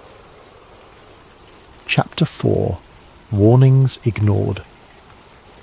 History records that the Count of Saint-Germain involved himself in politics with considerable care and surprising frequency. For a man who claimed no national allegiance and maintained deliberate mystery about his background, he showed persistent interest in the affairs of European states. More specifically, he appeared to position himself as an early warning system. Multiple accounts place Saint-Germain in conversation with King Louis XV of France during the 1760s and early 70s. The content of these conversations was meant to remain private, but details leaked through courtiers and servants, as details always do in royal households. Saint-Germain, according to these fragmentary accounts, warned the king of coming upheaval. He spoke of unrest in the countryside, of philosophical movements that would harden into political revolution, of a moment approaching when the French monarchy would face an existential crisis. Louis reportedly listened but dismissed the warnings as exaggeration. France had weathered internal conflicts before. The aristocracy remained powerful. The church provided spiritual authority. The military ensured order. Saint-Germain allegedly responded that surface stability often masks deep rot, that institutions which seem permanent can collapse with startling speed once certain thresholds are crossed, that the signs of coming revolution were already visible to those who knew how to read them. The king, according to witnesses, found these pronouncements interesting but not convincing. Saint-Germain had no official position. He represented no intelligence network. His warnings carried no institutional weight. What made them unsettling was not their source, but their specificity. Saint-Germain did not speak in vague prophecies or mystical symbolism. He identified concrete problems: debt accumulation, rural poverty, intellectual movements questioning traditional authority, the gap between aristocratic lifestyle and common suffering.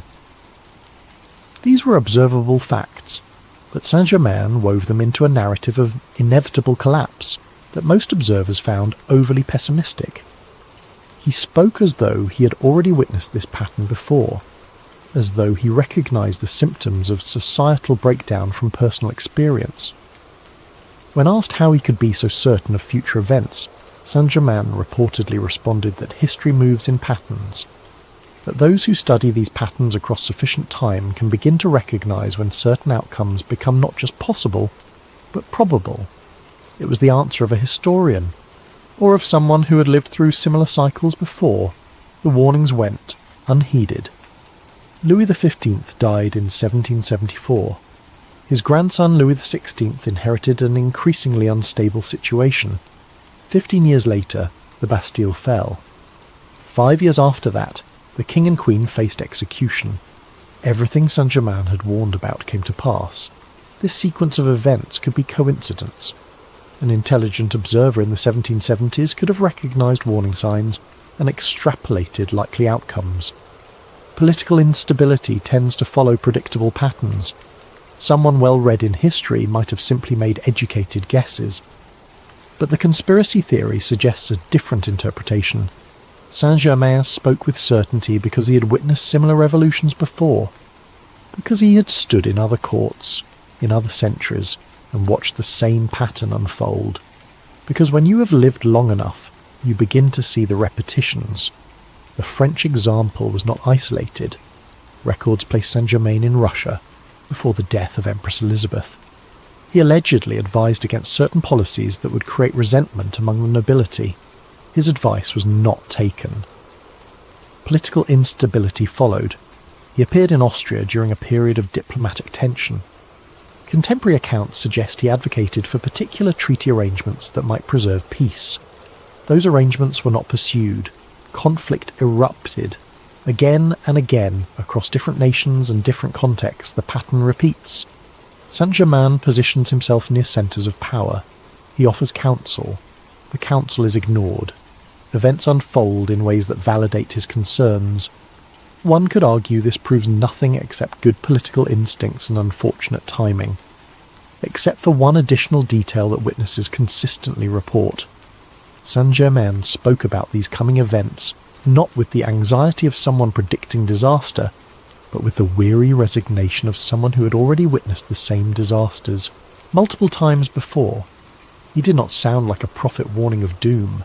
He sounded like a teacher watching students ignore lessons they would eventually learn the hard way.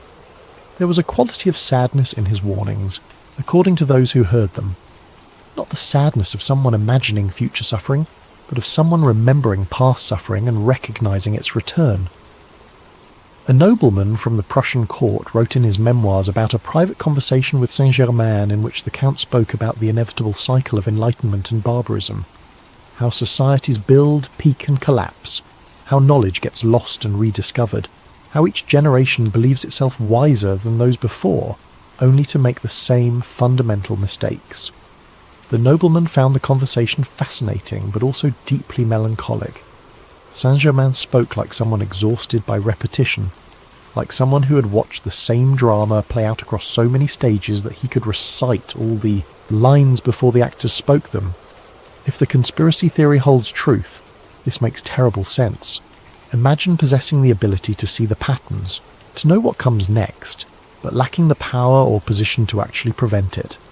Imagine being condemned to watch humanity make the same errors across centuries, unable to intervene effectively because intervention requires the kind of authority that only comes with official position. Saint-Germain never held office, never commanded armies, never wrote laws. He existed in the margins, advising but never directing, warning but never controlling. Perhaps this was by choice. Perhaps someone who had lived through centuries understood that power corrupts across any time span, and the only safety was in influence without authority. Or perhaps he had tried more direct intervention in earlier eras and learned through bitter experience that changing human nature exceeds the capability of even an immortal observer. Either way, the historical record shows a consistent pattern. Saint-Germain watching, warning, and ultimately witnessing his warnings come true while the world insisted on learning its lessons the expensive way. And when revolution finally consumed France, when the warnings proved prophetic, when blood ran in streets and aristocrats faced execution, the Count of Saint-Germain had already moved on. Because if you cannot stop the catastrophe, there is no point in dying in it. Not when you still have so much more history to witness. Chapter 5. The Death That Solved Nothing.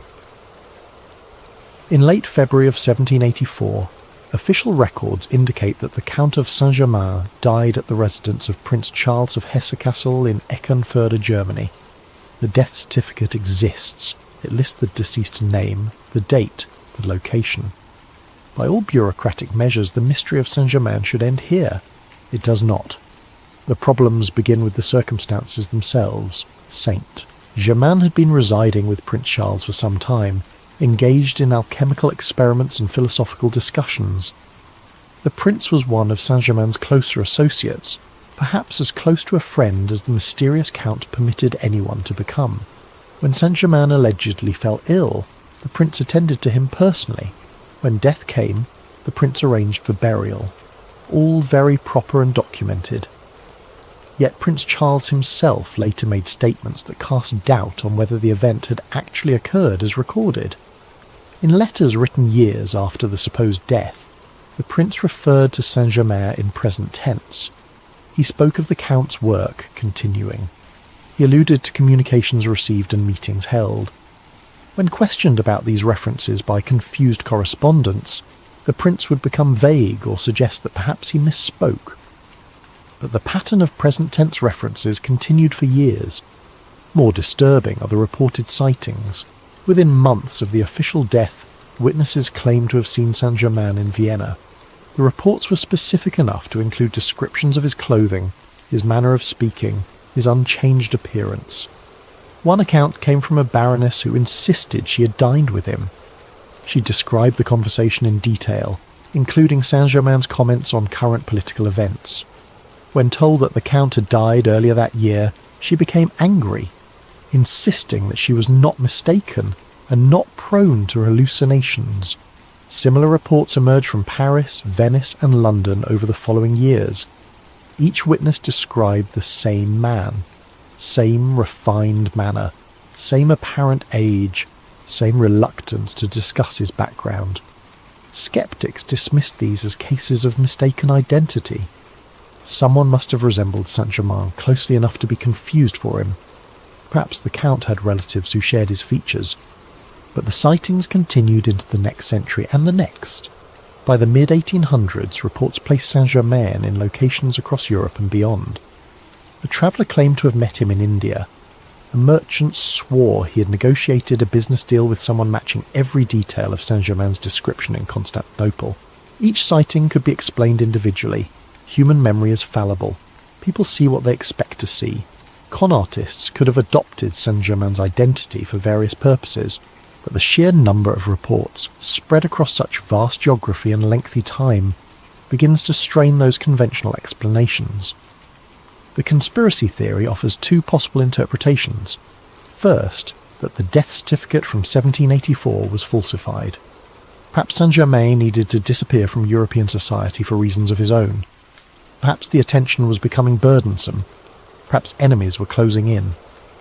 Whatever the motivation, he arranged with Prince Charles to stage a death, provide documentation, and allow him to move on under new circumstances.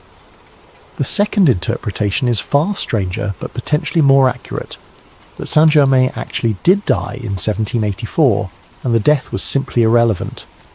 If Saint-Germain had genuinely discovered some method of transcending mortality, perhaps what occurred in Eckernförde was merely a temporary disruption. Perhaps what witnesses saw as death was simply a transition point, in a process the rest of humanity does not understand. This second interpretation requires accepting premises that violate everything modern science teaches about death and consciousness. It demands belief in concepts that sound more like fantasy than history. Yet the witness testimony persists. The reports continue. The sightings accumulate across decades and centuries. A particularly intriguing account comes from the late 1800s. A journalist investigating spiritualist movements interviewed a woman who claimed regular contact with advanced spiritual entities. During the interview, she described one entity who visited in physical form rather than through channeling. Her description matched Saint-Germain precisely, down to details about his speech patterns, his courtesy, his habit of deflecting personal questions. She knew nothing of the historical Count, had no prior knowledge of his documented existence in the 1700s. When the journalist later researched historical records and showed the woman paintings from the 18th century, she confirmed that was the individual who had visited her. The journalist published the account but positioned it as evidence of delusion or fraud. He could not accept the alternative, that he had stumbled across evidence of someone moving through history unchanged, treating centuries like others treat years. By the early 1900s, Saint-Germain had transformed in public consciousness from historical figure to mythological symbol, but the sightings did not stop.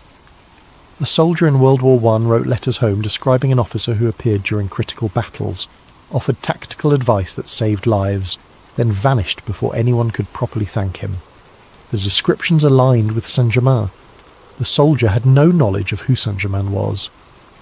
A woman in Paris during the 1930s kept a diary in which she recorded meeting an elegant gentleman at a cafe who spoke perfect French, but with an archaic formality. He discussed the coming war with specific predictions about how it would unfold. When she saw him again months later and mentioned their previous conversation, he smiled and suggested she must be confusing him with someone else, but his predictions proved accurate. Each account, taken alone, proves nothing. Memory distorts. People lie. Coincidence explains much. But the pattern stretches across too much time, touches too many independent witnesses, maintains too much consistency to dismiss entirely. The death that was supposed to end the mystery of Saint-Germain instead became just another chapter in it. The official record states he died. The unofficial testimony suggests he simply moved on. And if the conspiracy theory holds truth, perhaps that distinction matters less than we assume. Perhaps for someone who had already transcended normal human limitations, death itself was just another door to walk through, not an endpoint but a passage. The Count of Saint-Germain, according to documents, died in 1784. The Count of Saint-Germain, according to witnesses, kept walking. One of these statements must be false, or perhaps our understanding of what death means is simply too limited to encompass what Saint-Germain had become. Chapter 6. The Theory of the Observer. The accumulated evidence, such as it is, forces a question. What exactly was the Count of Saint-Germain? The conventional answer, an unusually talented charlatan who exploited aristocratic credulity for personal gain. Someone who studied history extensively and performed chemistry tricks to create an aura of mystery. Perhaps a series of related individuals using the same name and cultivating resemblance to maintain the deception across generations. This answer satisfies those committed to materialist explanations. It requires no violation of natural law. It preserves our understanding of mortality as absolute and universal, but it struggles to account for the specificity of witness testimony, the consistency across unconnected sources, and the sheer duration of the phenomenon. The conspiracy theory must therefore propose something more radical, that Saint-Germain represents either an immortal being, someone with access to time travel, or what some researchers have called a custodian of historical continuity. Consider each possibility. Immortality requires believing that Saint-Germain discovered an alchemical or biological process that halted or reversed aging. Not impossible in theory. Modern science has identified genetic and cellular mechanisms related to aging. Some organisms demonstrate negligible senescence. If Saint-Germain had somehow stumbled upon or deliberately created a method to trigger similar effects in humans, he could have achieved functional immortality. This would explain his unchanged appearance. It would explain his accumulated knowledge. It would explain why death certificates failed to end his presence in history. But it struggles to explain some of the stranger elements, the perfect timing of his appearances, his uncanny political predictions. The sense witnesses report that he spoke about history not as past events, but as personal memories. Time travelled offers a different framework. If Saint-Germain possessed the ability to move backward and forward through historical periods, appearing when and where he chose, it would explain many of the anomalies. He could appear in multiple centuries because he was visiting from outside the normal flow of time. He could speak with certainty about future events because for him they had already occurred. He could vanish and reappear because he was simply travelling to different temporal locations. This theory has appeal but creates its own problems. It requires accepting technology or capability that seems impossible even by modern standards. It suggests that someone or something provided Saint-Germain with abilities far beyond anything humanity has achieved. The third option, the custodian theory, takes a different approach. Perhaps Saint-Germain is not a single individual at all, but rather a role. A position that different entities occupy across time, serving a function we do not fully understand. The role of observer. This theory suggests that there exist in reality certain individuals tasked with watching history unfold, maintaining records, offering guidance when appropriate but never directly controlling events. They appear during periods of instability or transition because those are the moments when their observation becomes most critical. They do not intervene with force because intervention is not their purpose. They witness, they advise, they warn, but ultimately they allow human history to develop according to its own internal logic. Saint-Germain, in this framework, would be either one observer who has maintained the role across centuries, or a title passed between different observers who share certain characteristics and training. This would explain the consistency of description combined with the impossible longevity. It would explain why Saint-Germain appeared during revolutionary periods across different nations. It would explain his access to power combined with his lack of official position. Observers would need to remain outside normal social structures to maintain their objectivity. They would need to understand human nature across cultures and eras. They would need to resist the temptation to use their knowledge for personal gain. Saint-Germain demonstrated all these qualities. He refused wealth when it was offered. He declined official positions when they would have granted him power. He maintained distance from personal relationships that might have compromised his independence. The conspiracy theory proposes that these were not random character traits, but rather the disciplines of someone fulfilling a specific role. Someone who understood that observation requires detachment, that knowledge must not become control, that witnessing history means accepting its tragedies without preventing them. But if this theory holds truth, it raises the most disturbing question of all. Who assigned this role? Who decided that human history needed observation? And what did the observers do with the information they collect? Are they reporting to some higher authority? Preserving records for purposes we cannot fathom? Or are they simply bearing witness? Because consciousness itself demands that someone remember, someone understand, someone maintain continuity across the chaos. The Count of Saint-Germain, by this interpretation, was never meant to be understood.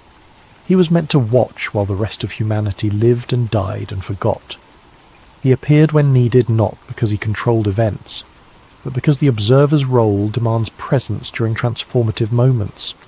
He offered warnings not because he could prevent disaster, but because the observer must at least try, even knowing the attempt will fail. And he vanished not because his work was complete, but because each era eventually moves beyond the crisis point, returning to periods of stability, where observation requires less visibility. This theory cannot be proven. It exists in the realm of speculation built on circumstantial evidence and witness testimony that could always be explained away.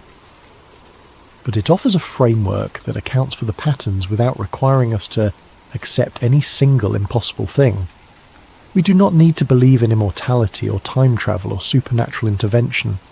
We need only accept that some aspect of reality includes roles and purposes beyond conventional understanding. That consciousness might organize itself in ways we have not yet recognized.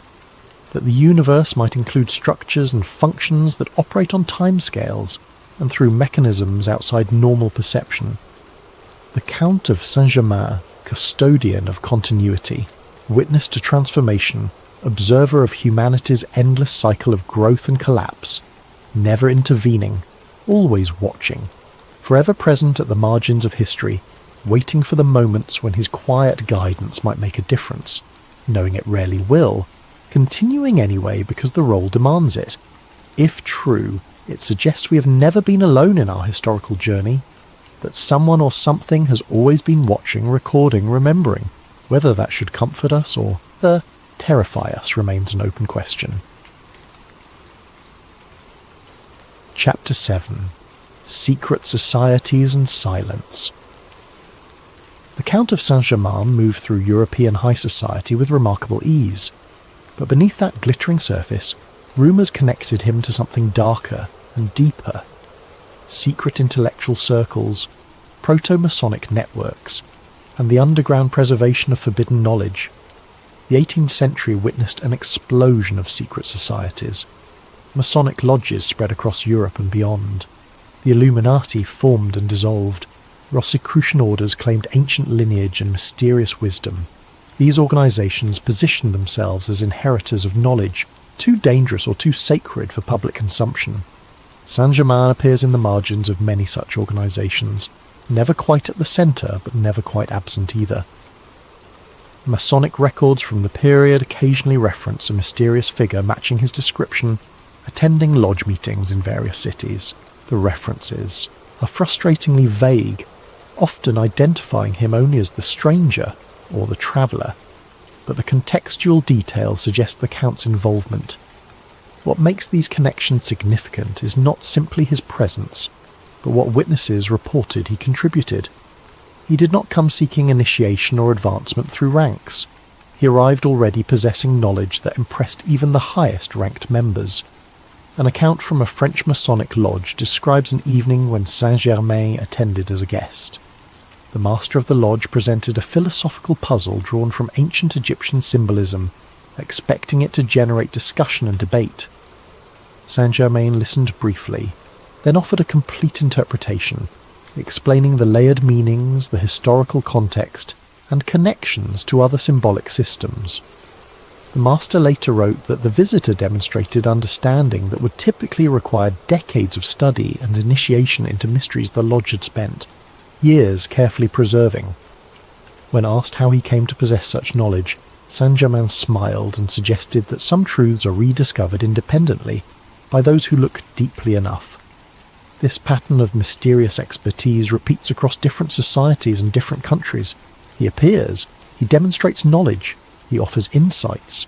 Then he moves on, leaving members both impressed and unsettled. The Rosicrucian connections are even more intriguing.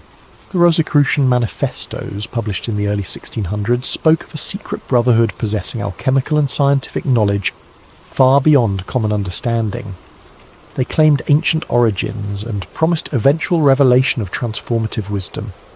Several historians have noted that Saint-Germain's documented abilities and knowledge align remarkably well with what the Rosicrucian manifestos promised. His chemistry skills, his understanding of languages and history, his apparent longevity, his refusal to claim membership in any organization while simultaneously demonstrating insider knowledge. One conspiracy theory suggests that Saint-Germain was not merely connected to the Rosicrucians, but was perhaps one of their original founders, using the public manifestos to create plausible cover for knowledge he had accumulated through other means. This would explain why he never formally joined any lodge or society, despite obviously possessing the knowledge such groups protected. He already had access to the source. The organizations were attempting to preserve and distribute information he had helped originate. But all of this raises a critical question. What knowledge were these societies actually protecting? The conventional answer is that they preserved philosophical and symbolic systems that helped members achieve spiritual enlightenment or moral improvement. They studied ancient wisdom traditions and attempted to apply those insights to contemporary life. The conspiracy theory suggests something more concrete, that secret societies were repositories for actual practical knowledge that mainstream society had rejected or forgotten, that embedded within their symbols and rituals were instructions for processes that worked but could not be explained through accepted frameworks. Saint-Germain's involvement would make sense in this context.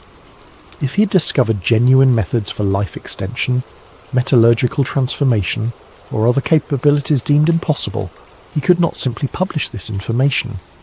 Mainstream science would reject it. Religious authorities might condemn it. Political powers would seek to control it. Better to encode it within symbolic systems. Better to preserve it through initiation and careful teaching. Better to maintain it within organizations sworn to secrecy. The societies would serve as insurance. If Saint-Germain disappeared or died or chose to withdraw from public life, the knowledge would persist. Others could access it. Through patient study and proper initiation, this interpretation casts secret societies in a different light, not as mere philosophical clubs or social networks, but as actual archives of functional knowledge, maintaining information across generations through deliberate obscurity. Saint-Germain's connections would represent his insurance policy, his way of ensuring that whatever he had discovered would not die with him. Of course, no direct proof exists for any of this. Secret societies by definition keep their actual work secret.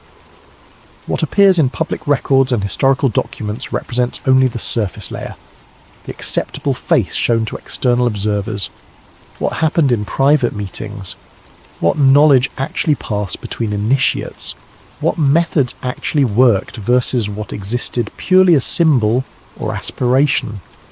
These questions remain locked behind oaths of secrecy that extended beyond death. But the patterns suggest protection.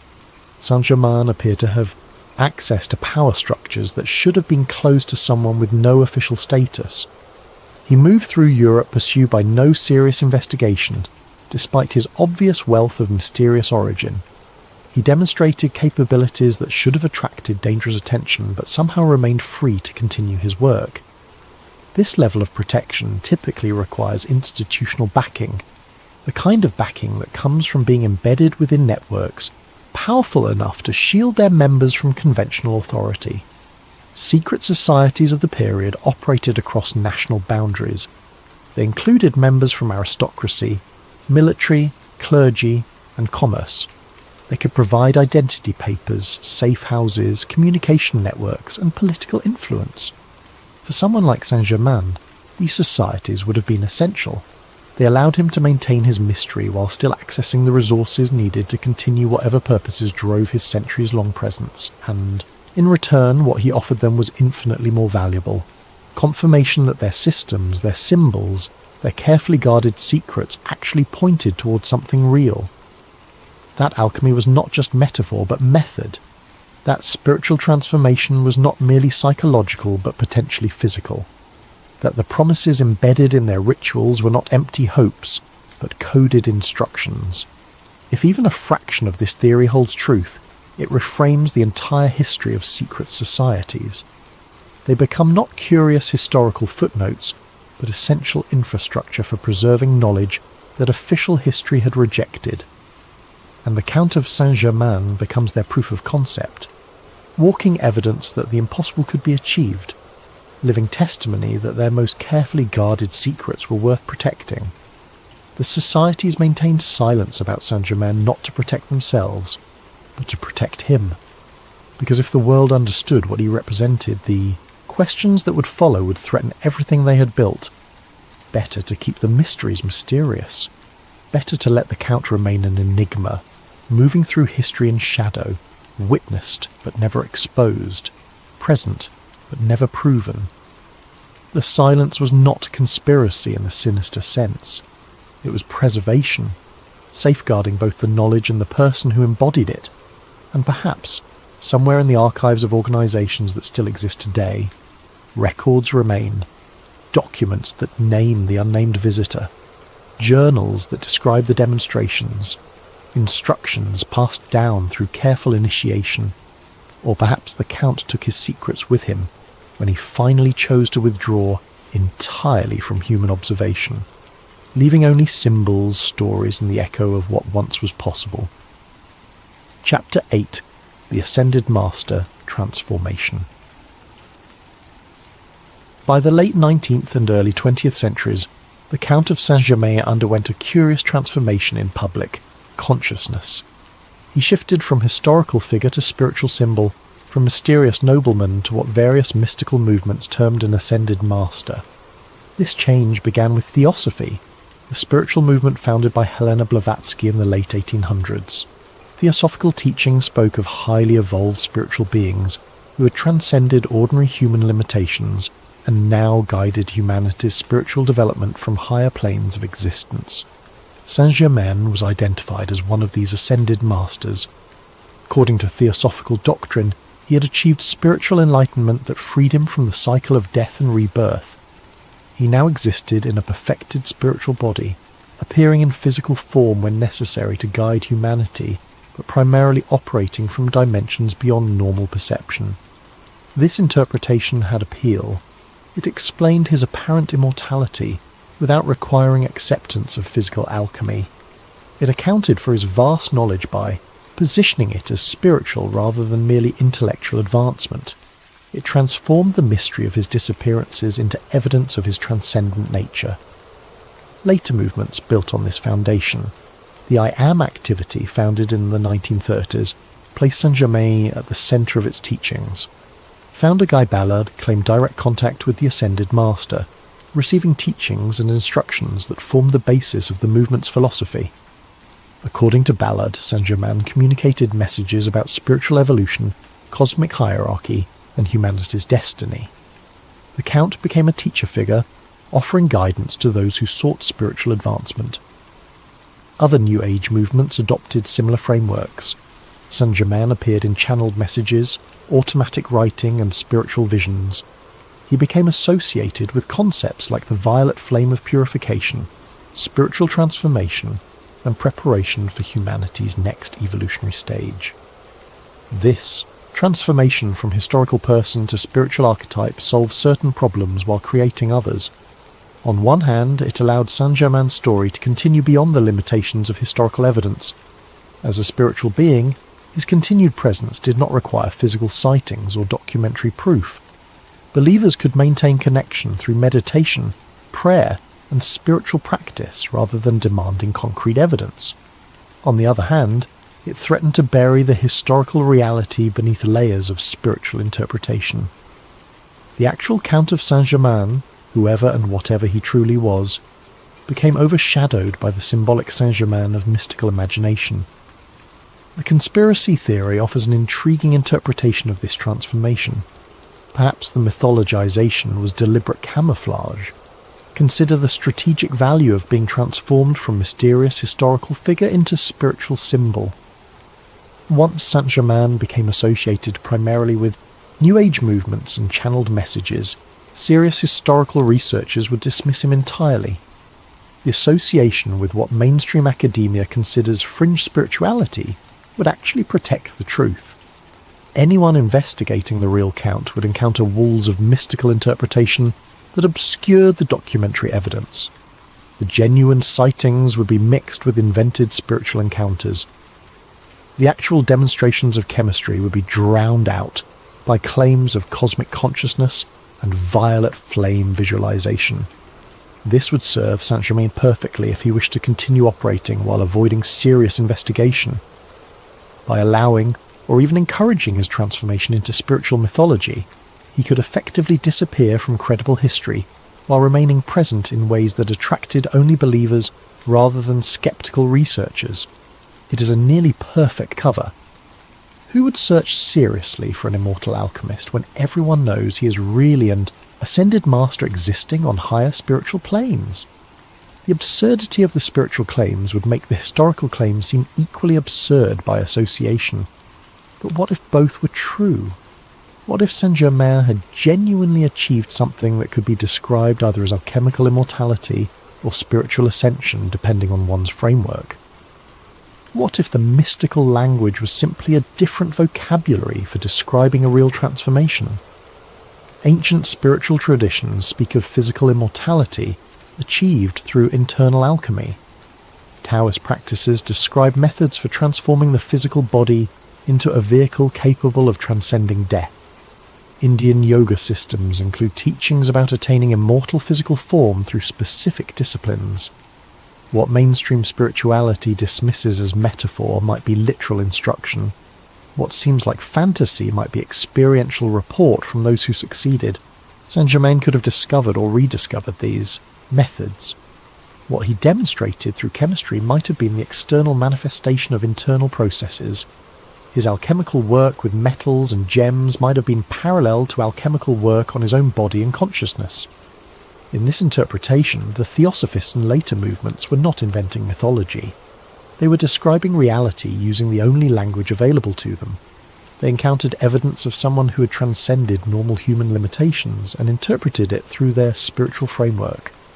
The description was accurate even if the explanation was incomplete. This possibility suggests that the historical Saint-Germain and the ascended Master Saint-Germain might be the same entity, viewed through different lenses. The nobleman attending court functions was the physical manifestation. The spiritual guide teaching through visions and messages was the same consciousness operating from a different level. But it also raises disturbing questions about agency and manipulation. If Saint-Germain deliberately encouraged his own mythologization, what else might he have influenced? How many spiritual movements might have been nudged in particular directions? How much of what we consider spontaneous spiritual evolution might have been carefully guided by someone with centuries of experience in shaping human thought? The transformation from historical figure to spiritual symbol could represent the Count's greatest achievement, ensuring his continued relevance across centuries while making himself impossible to investigate seriously. Future generations would preserve his name and basic story while completely missing the reality. They would invoke him in spiritual practice, while never seriously asking whether he still walked among them in physical form. The perfect disguise is not invisibility. It is being seen but misidentified, being present but categorized as absent, existing while being classified as mythological. The Count of Saint-Germain, if he still exists, could move through the modern world completely unnoticed because everyone knows he is a spiritual concept rather than a physical person. And perhaps that was always the goal, to remain present without being found. to continue the work of observation and guidance while finally achieving the anonymity that centuries of visibility had denied him. The Ascended Master transformation was not the end of the Saint-Germain story. It was perhaps the beginning of its most sophisticated chapter, the moment when the Count finally learned how to hide in plain sight by making himself too spiritual to take seriously. History could no longer track him because history had handed him over to mythology, and mythology never demands proof. Chapter 9. Modern Sightings and Cultural Echoes. The 20th century did not end the Saint-Germain phenomenon. If anything, the pattern accelerated, though the character of the reports changed. The sightings became less formal, less connected to aristocratic circles, more distributed across social classes and geographic locations. Saint-Germain, if these accounts are believed, democratized his presence. A particularly intriguing cluster of reports emerged from California during the spiritual awakening of the 1960s and 70s. Multiple individuals, often with no connection to each other, described encounters with a courtly, refined man who seemed oddly out of time. He would appear at spiritual gatherings, listen quietly to discussions, then offer observations that demonstrated comprehensive understanding of esoteric traditions from multiple cultures. When asked about his background, he would deflect gracefully and disappear before anyone could gather detailed information. One woman kept meticulous records of her encounter at a meditation center in Marin County. She described a visitor who attended an evening lecture on alchemy and consciousness. After the formal presentation, the visitor approached the speaker and, with perfect courtesy, corrected several historical points. The speaker, irritated at being challenged, demanded to know the visitor's credentials. The man smiled and said he had simply read extensively on the subject. Then he proceeded to discuss alchemical texts in their original languages, demonstrating knowledge that went far beyond casual reading. The woman recorded that the visitor's manner of speaking reminded her of period films set in the 1800s, not in accent exactly, but in cadence and formality. He used grammatical constructions that felt archaic but not forced, as though English was a language he had learned long ago and never quite updated. When she attempted to find him after the evening concluded, he had vanished. None of the other attendees knew his name or how he had learned about the gathering. The meditation center had no record of anyone matching his description. Similar accounts appeared throughout the period. Mysterious gentleman at a Berkeley bookstore who could discuss Hermetic philosophy in Greek.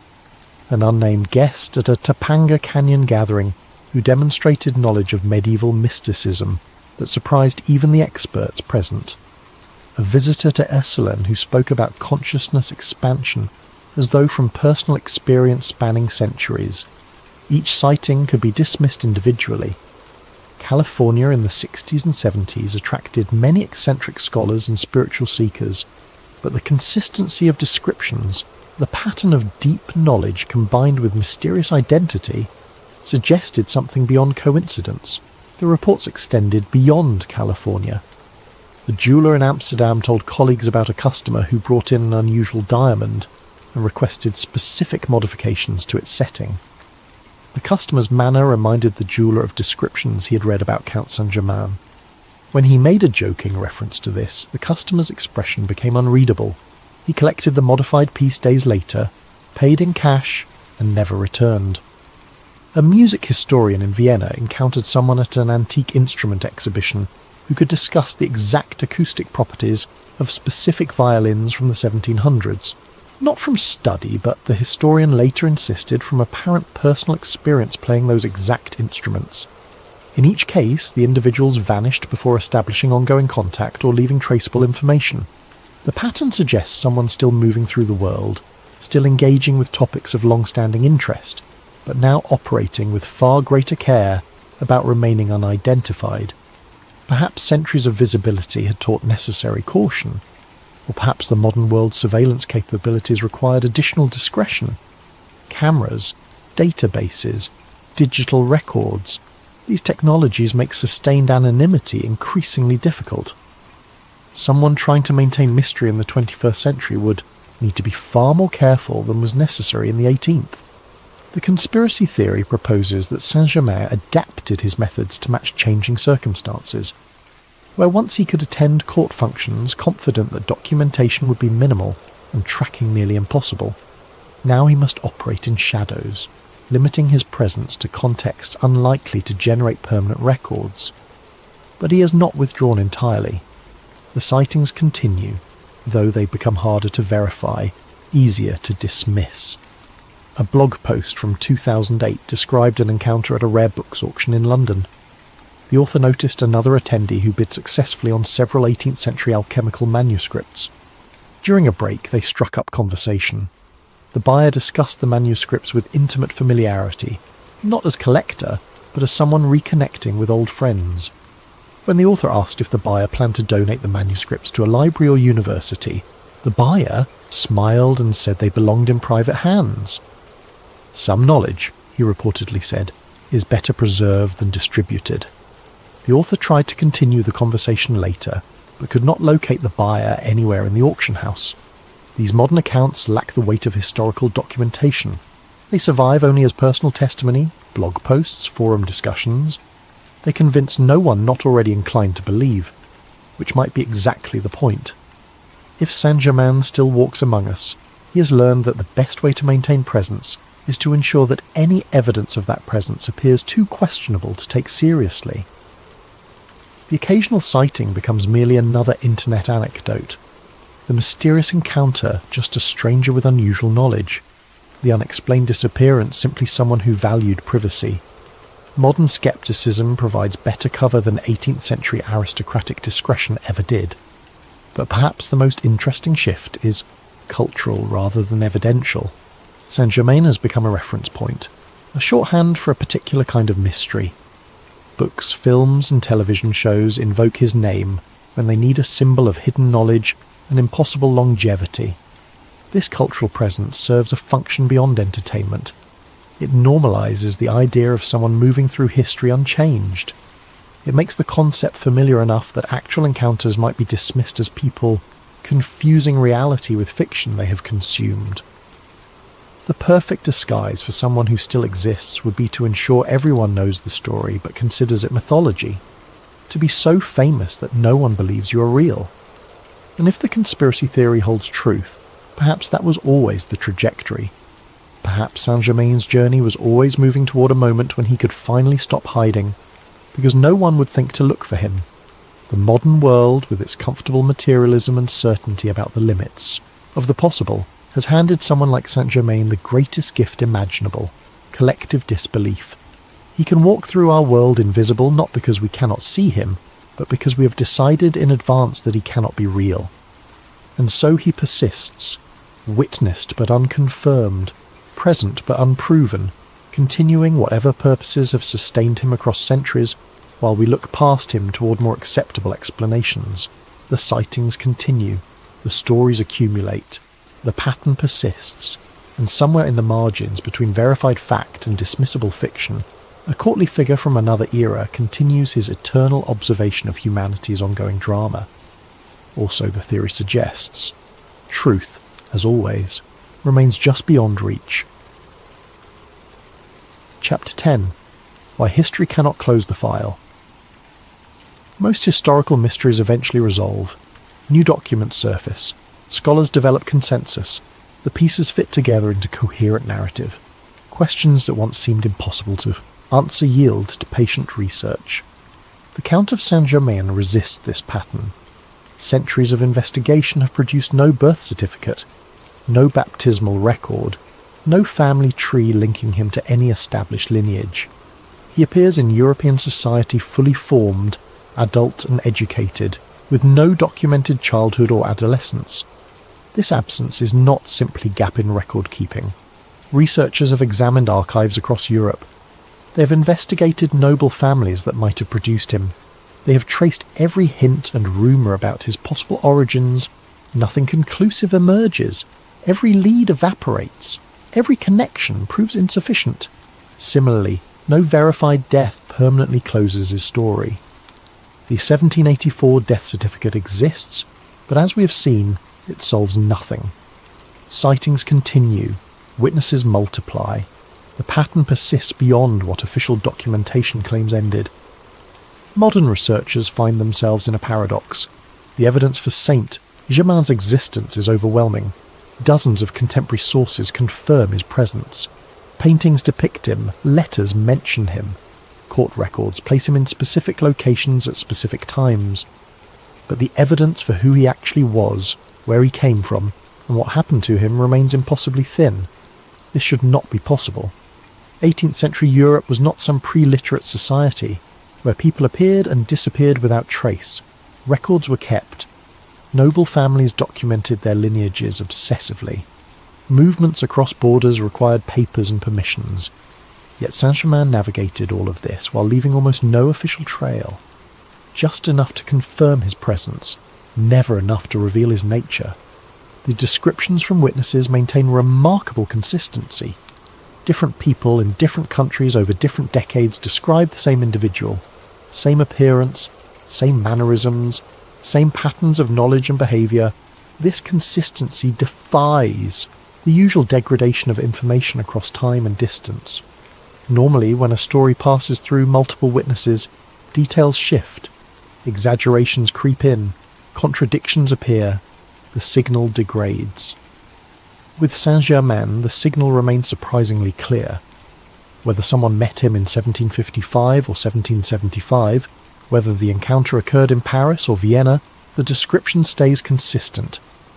He was of medium height, elegant but not ostentatious in dress, dark hair without grey, courteous manner, multilingual, knowledgeable about chemistry, music, history and philosophy, reluctant to discuss his background, apparently unchanged by passing years. These are not vague generalities. They are specific, repeated observations from credible witnesses who had no reason to coordinate their accounts. The coincidences accumulate. Saint-Germain appears during periods of political instability across multiple nations. His warnings consistently prove accurate. His chemical demonstrations succeed in ways witnesses cannot explain. His access to power persists despite lacking official position. Any single coincidence might be dismissed, but the pattern as a whole begins to strain conventional explanation. Skeptics argue that we are seeing ordinary events reinterpreted through the lens of mystery, that Saint-Germain was simply a skilled con artist who exploited noble credulity, that the consistency of descriptions merely reflects nobles copying each other's accounts, that the whole phenomenon can be explained through psychology and social dynamics. These explanations have merit. They require no violation of natural law. They preserve our understanding of reality as bound by familiar limits, but they struggle with the details. Con artists typically leave victims. Saint-Germain apparently defrauded no one. His interactions with nobility were social rather than financial. He neither asked for money nor accepted positions that would have provided it. What was his angle? What did he gain from the deception? The usual answer is status and comfort, but he possessed both and seemed uninterested in expanding either. If anything, he appeared to minimize his presence rather than maximize it. Similarly, the coordinated deception theory fails to explain reports from witnesses who knew nothing of each other. A merchant in Venice had no contact with a composer in Paris, yet their descriptions of Saint-Germain align perfectly. The file remains open because no theory fully accounts for all the evidence. Accepting Saint-Germain as merely human requires ignoring too many strange details. Accepting him as something more requires abandoning too many foundational assumptions about reality. We are left in the uncomfortable middle, unable to prove the extraordinary claims, unable to fully dismiss them. This is not the territory of solved mystery. This is the realm of permanent ambiguity, of questions that resist answering regardless of how much evidence accumulates. The Count of Saint-Germain exists in historical record. This much is certain. What he actually was remains speculation. Was he immortal? A time traveller? A series of related individuals maintaining a deception? An ascended master? A custodian of hidden knowledge? A brilliant charlatan? All of these theories have adherents and arguments. None has proof sufficient to end debate. The mystery persists because it is structured to persist. Every question opens another. every answer generates new uncertainties. The closer we examine the evidence, the more it seems to shift and reconfigure. Perhaps this is coincidence. Perhaps we are simply missing key documents that would resolve everything. Somewhere in an archive or private collection, perhaps the answers sit waiting to be discovered. Or perhaps the mystery was designed never to be solved. Perhaps Saint-Germain understood exactly how to position himself at the edge of proof, present enough to be remembered, absent enough to resist confirmation. Perhaps the entire phenomenon was carefully constructed to maintain exactly this level of uncertainty. Enough evidence to intrigue, never enough to conclude. If so, it represents mastery not just of alchemy or time, but of information itself, the ability to control what can be known about oneself across centuries. And if the conspiracy theory holds any truth, perhaps that control continues. Perhaps someone, somewhere, still curates the Saint-Germain mystery, adding occasional sightings, ensuring certain documents remain hidden while others surface, maintaining the pattern while preventing resolution. The file cannot close because someone does not want it closed. The mystery persists because mystery serves a purpose we do not fully understand. History demands answers. The Count of Saint-Germain offers only more questions, and somewhere in that gap between what we can prove and what we cannot dismiss, the truth resides. Unknowable, unprovable, undeniable. Epilogue. The role that remains. We have journeyed through centuries of mystery, examined witness testimony and historical documents, considered theories ranging from the mundane to the impossible. We stand now where every investigator of the Saint-Germain phenomenon eventually stands, uncertain. If we accept the most extraordinary interpretation, if we believe the conspiracy theory that suggests the Count of Saint-Germain was something beyond normal human, we must ask a final question. Why?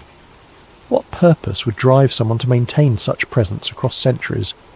What goal would justify the careful concealment, the calculated mystery, the deliberate positioning at the margins of history? The theory suggests observation, that Saint-Germain served as witness to human development, that his role was not to control or direct, but simply to watch and record. This aligns with the evidence. He advised but never commanded, warned but never intervened with force, preserved knowledge but never weaponized it, engaged with power but never seized it for himself. These are the disciplines of someone committed to observation rather than participation. Someone who understands that true understanding comes from watching without interference, that the moment you begin to control the system, you can no longer accurately measure it. If Saint-Germain genuinely possessed abilities beyond human norm, immortality or time travel or spiritual transcendence, the temptation to use those abilities must have been overwhelming, to prevent disasters, to guide humanity toward better outcomes, to shape history according to superior knowledge. That he apparently resisted this temptation suggests either remarkable discipline or specific constraints. Either he chose not to intervene, or he could not. Perhaps the role of observer comes with rules. Perhaps whoever or whatever granted Saint-Germain his abilities also imposed limitations. Watch, but do not control. Advise, but do not compel. Preserve, but do not reveal. This would explain the patterns we have seen, the warnings that were ignored, the knowledge that was demonstrated but never fully shared, the presence that continued across centuries while achieving little visible impact. Frustrating for someone who could see the patterns, who knew what was coming, who understood how to prevent suffering, but necessary if the goal was something beyond preventing specific disasters. If the purpose was understanding humanity as it actually is rather than as it might ideally be. We study animals in their natural habitats without intervening because intervention would invalidate the observations. We maintain scientific controls precisely to avoid contaminating results with our presence. Perhaps Saint-Germain approached human history with similar discipline. Perhaps he understood that to truly understand our species, he needed to witness us making our own choices, learning our own lessons, following our own trajectory, even when that trajectory led to revolution, war and suffering, even when he could have prevented it. This interpretation transforms the Count from mysterious nobleman into something far more significant, the consciousness bearing witness to our collective journey, the eternal student of human nature, the patient recorder of our endless repetitions. And if this theory holds truth, perhaps he watches still. Not from spiritual dimensions or mystical planes, but from ordinary life, standing in crowds, sitting in cafes, observing the same patterns repeating in new forms, watching us make the same mistakes with different technologies, witnessing the eternal human struggle between what we know we should do and what we actually choose. Perhaps he no longer needs to hide because we have stopped looking. Perhaps he has finally achieved the perfect camouflage of our collective disbelief. Or perhaps he has simply moved on. Perhaps after witnessing enough centuries of human behaviour, the patterns became clear enough that continued observation became redundant. Perhaps the project, whatever it was, reached completion. We cannot know. The evidence never becomes sufficient to close the questions. But if there is someone still watching, still recording, still bearing witness to our species as we stumble through history making the same errors in new contexts, the knowledge might provide strange comfort. It suggests we are not alone, that our story matters enough to be witnessed, that consciousness somewhere recognizes value in observing our journey even when we cannot see it ourselves. The Count of Saint-Germain, real or myth, historical figure or spiritual archetype, represents something humanity needs. The sense that our actions matter enough to be remembered, that someone is watching who understands the long patterns, that the eternal now of human experience connects to something beyond immediate circumstance. Perhaps he was real. Perhaps he still exists. Perhaps he waits somewhere in the margins of our modern world for the next moment of crisis that requires his subtle presence. Or perhaps he was always symbol rather than substance, a story we tell ourselves about the possibility of transcendence, about knowledge that persists when civilizations fall, about consciousness that endures when bodies fail. Either way, the mystery remains, the questions persist, and somewhere between the documented and the impossible, the Count of Saint-Germain continues to exist, neither proven nor disproven, neither dead nor fully alive in history, neither forgotten nor truly remembered, eternal in the only way that matters, as a question that refuses to be answered. The file remains open, not because we lack information, but because the information we possess refuses to resolve into certainty. And perhaps that was always the point. Perhaps the Count's greatest achievement was not immortality or time travel or chemical mastery, but the construction of a mystery sophisticated enough to survive centuries of investigation while maintaining perfect ambiguity. If so, he succeeded beyond imagination. The Count of Saint-Germain, whatever he was, achieved what few in history ever have. He became impossible to forget and equally impossible to confirm. He entered our collective consciousness and never left. He walks through our cultural imagination unchanged across centuries. He persists in the one realm where immortality is actually achievable. Story. And there, in the space between fact and fiction, history and myth, proof and possibility, the Count of Saint-Germain remains, watching, waiting, wondering if we will ever understand what he represented, or perhaps no longer caring whether we do. The mystery endures, the questions remain, and somewhere in the dark